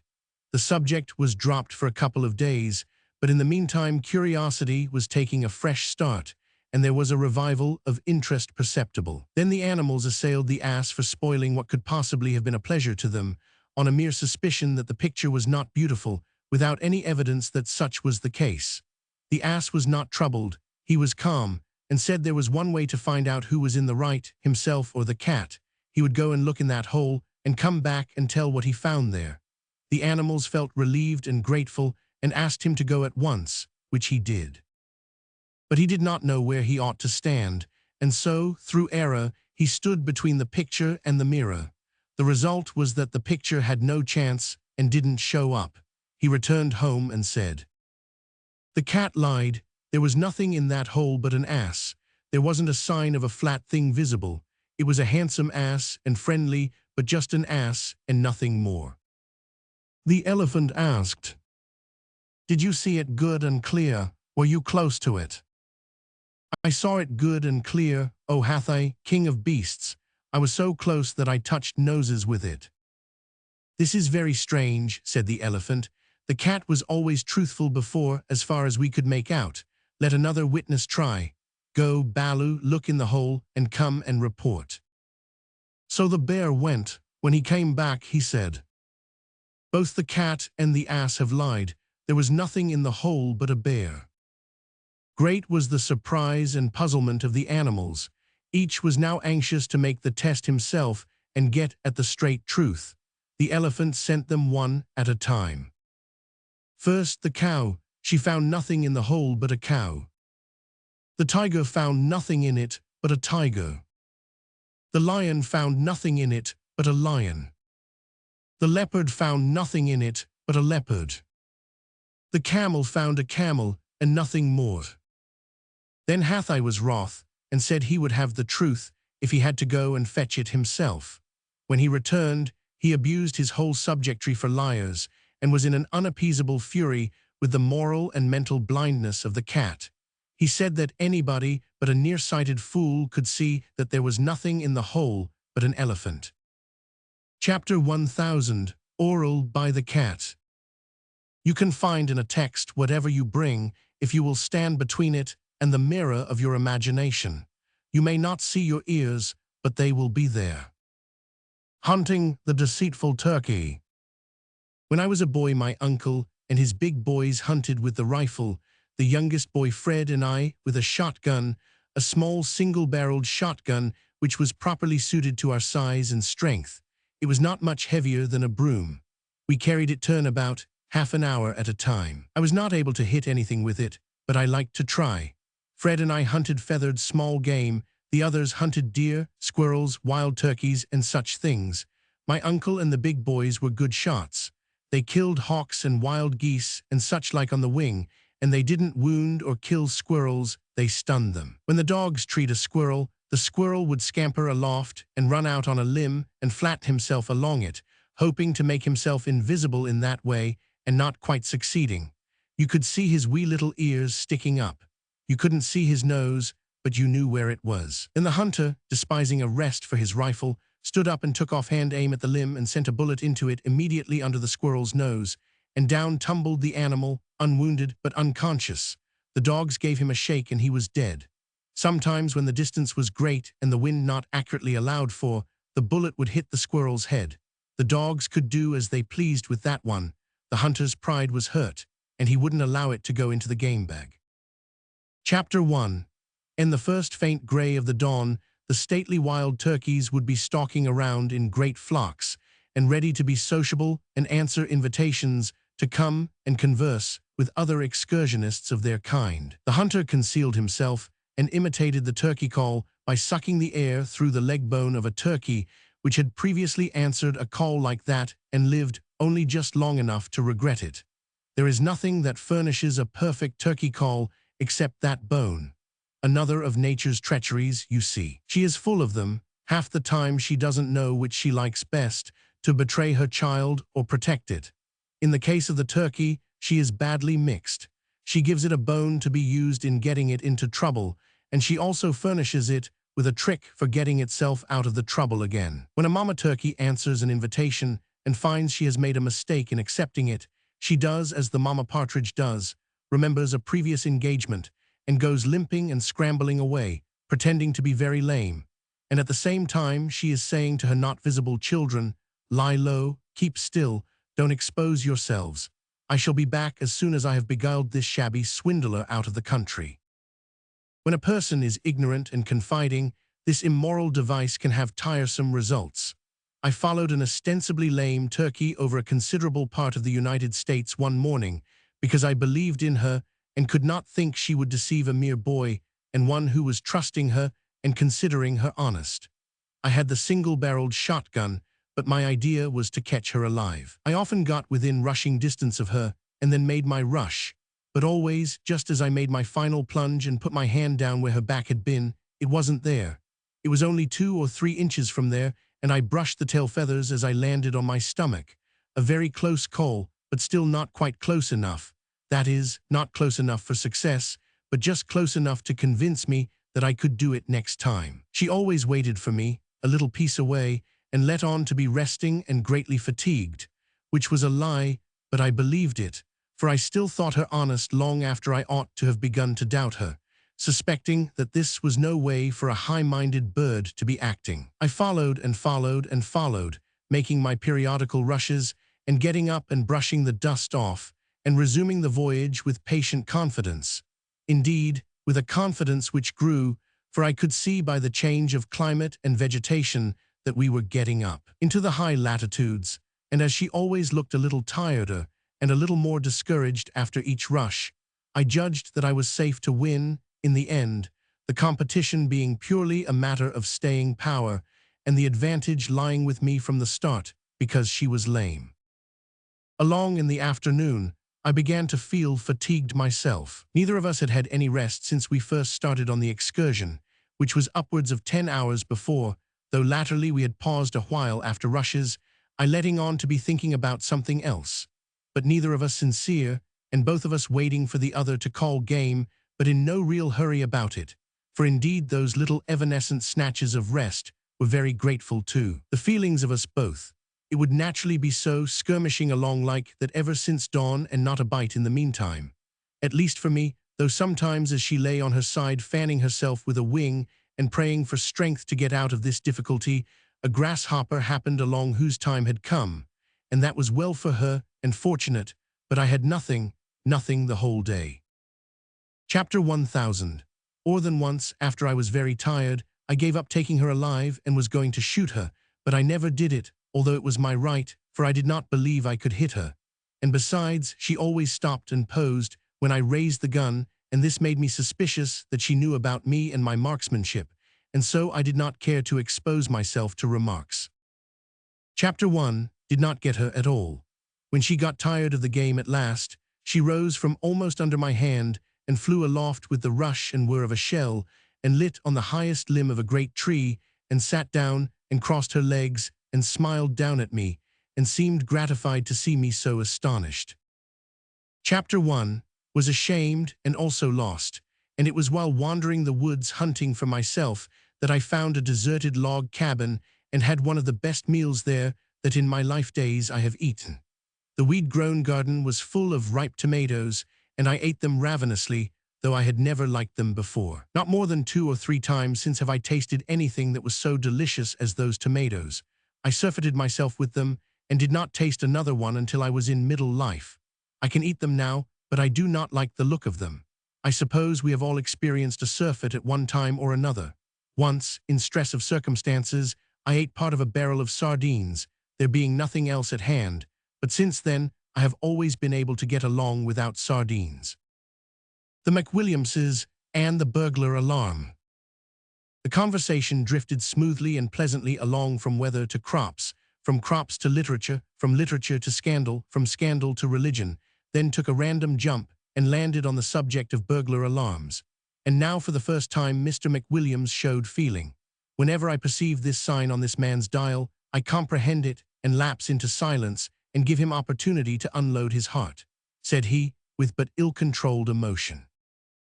I do not go 1 single cent on burglar alarms, Mr. Twain, not a single cent, and I will tell you why.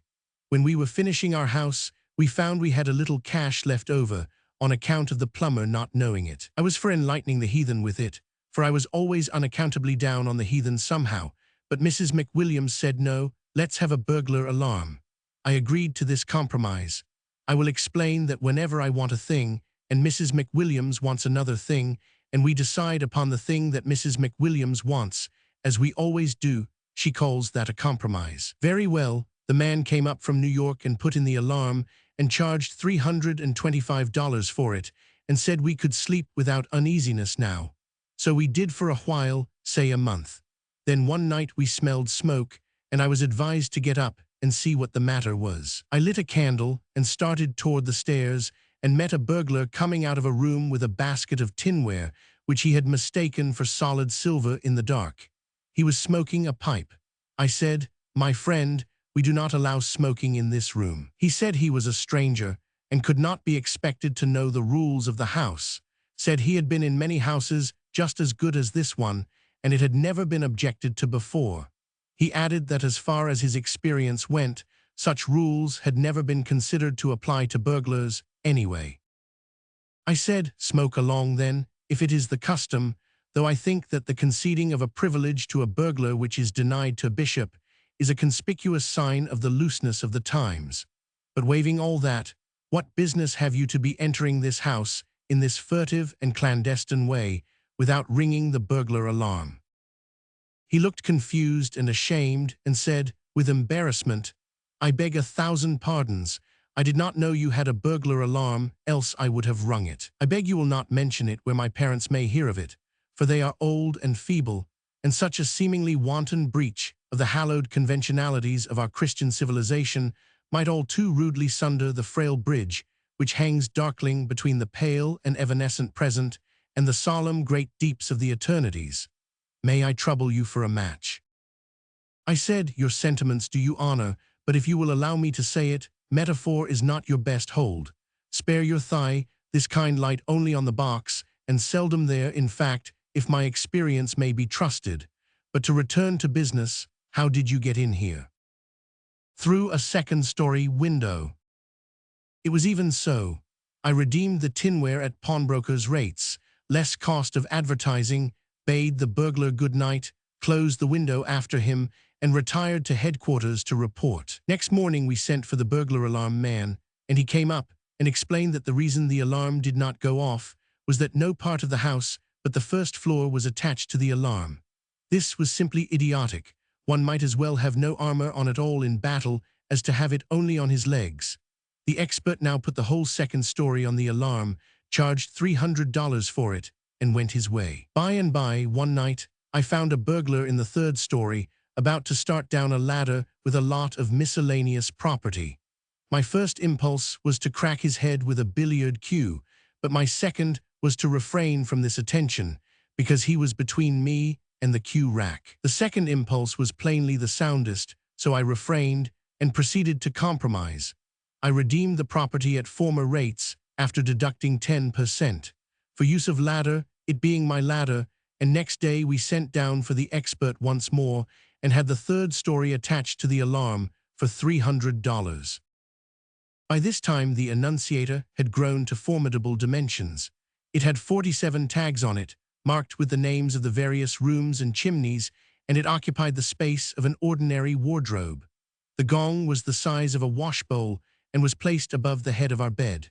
There was a wire from the house to the coachman's quarters in the stable and a noble gong alongside his pillow. We should have been comfortable now, but for one defect. Every morning at 5, the cook opened the kitchen door in the way of business, and rip went that gong. The first time this happened, I thought the last day was come sure. I didn't think it in bed, no, but out of it, for the first effect of that frightful gong is to hurl you across the house and slam you against the wall and then curl you up and squirm you like a spider on a stove lid till somebody shuts the kitchen door. In solid fact, there is no clamor that is even remotely comparable to the dire clamor which that gong makes. Well, this catastrophe happened every morning regularly at 5 o'clock and lost us 3 hours' sleep. For mind you, when that thing wakes you, it doesn't merely wake you in spots.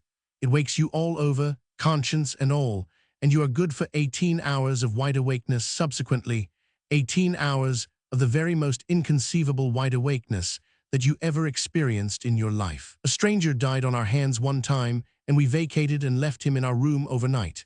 Did that stranger wait for the general judgment? No, sir. He got up at 5 the next morning in the most prompt and unostentatious way. I knew he would. I knew it mighty well. He collected his life insurance and lived happy ever after, for there was plenty of proof as to the perfect squareness of his death. Well, we were gradually fading toward a better land, on account of the daily loss of sleep. So we finally had the expert up again, and he ran a wire to the outside of the door and placed a switch there, whereby Thomas, the butler, always made one little mistake. He switched the alarm off at night when he went to bed, and switched it on again at daybreak in the morning, just in time for the cook to open the kitchen door and enable that gong to slam us across the house, sometimes breaking a window with one or the other of us. At the end of a week, we recognized that this switch business was a delusion and a snare. We also discovered that a band of burglars had been lodging in the house the whole time, not exactly to steal, for there wasn't much left now, but to hide from the police, for they were hot-pressed, and they shrewdly judged that the detectives would never think of a tribe of burglars taking sanctuary in a house notoriously protected by the most imposing and elaborate burglar alarm in America. Sent down for the expert again, and this time he struck a most dazzling idea. He fixed the thing so that opening the kitchen door would take off the alarm. It was a noble idea, and he charged accordingly. But you already foresee the result. I switched on the alarm every night at bedtime, no longer trusting on Thomas's frail memory, and as soon as the lights were out, the burglars walked in at the kitchen door, thus taking the alarm off without waiting for the cook to do it in the morning. You see how aggravatingly we were situated.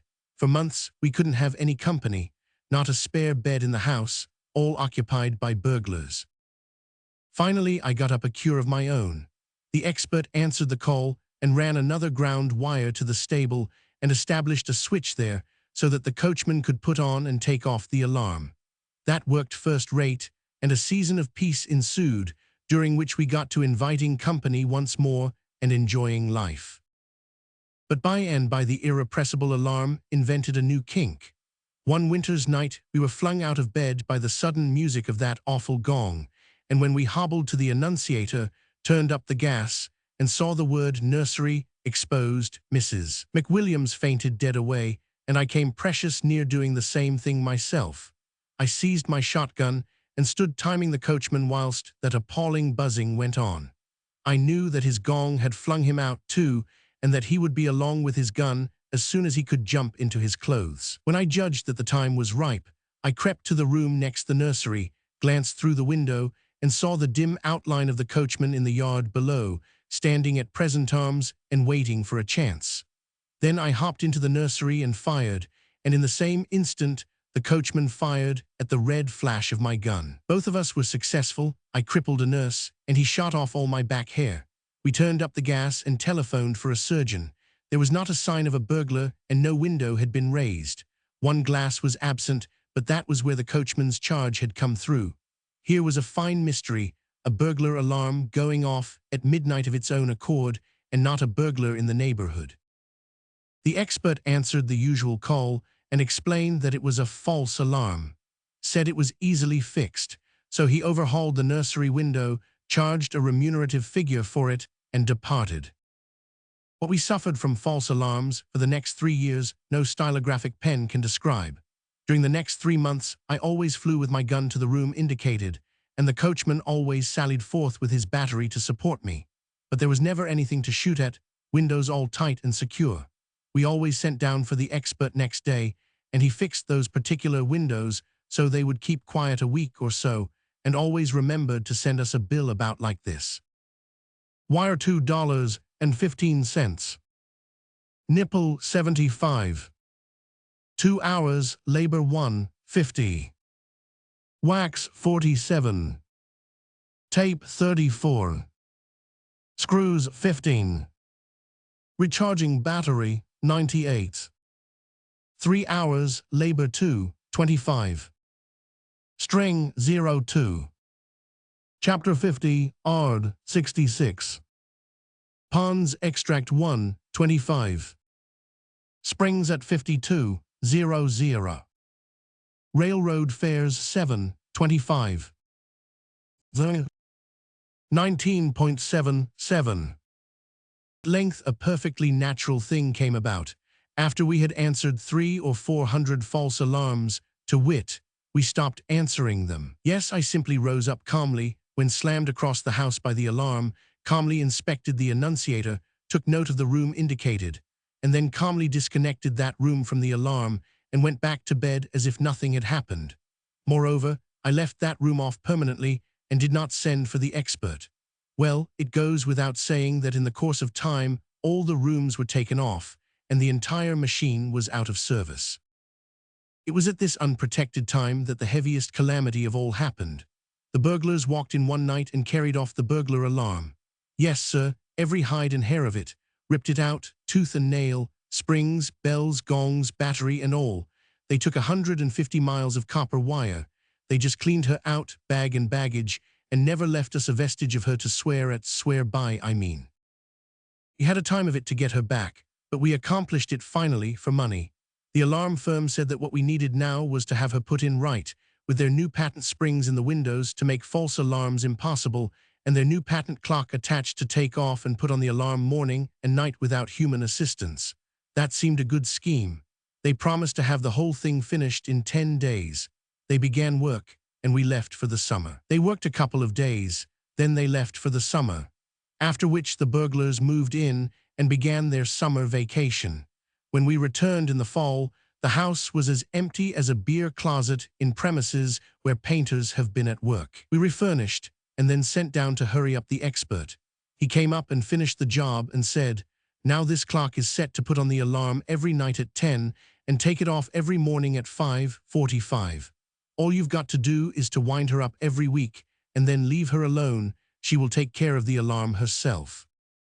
After that we had a most tranquil season during 3 months.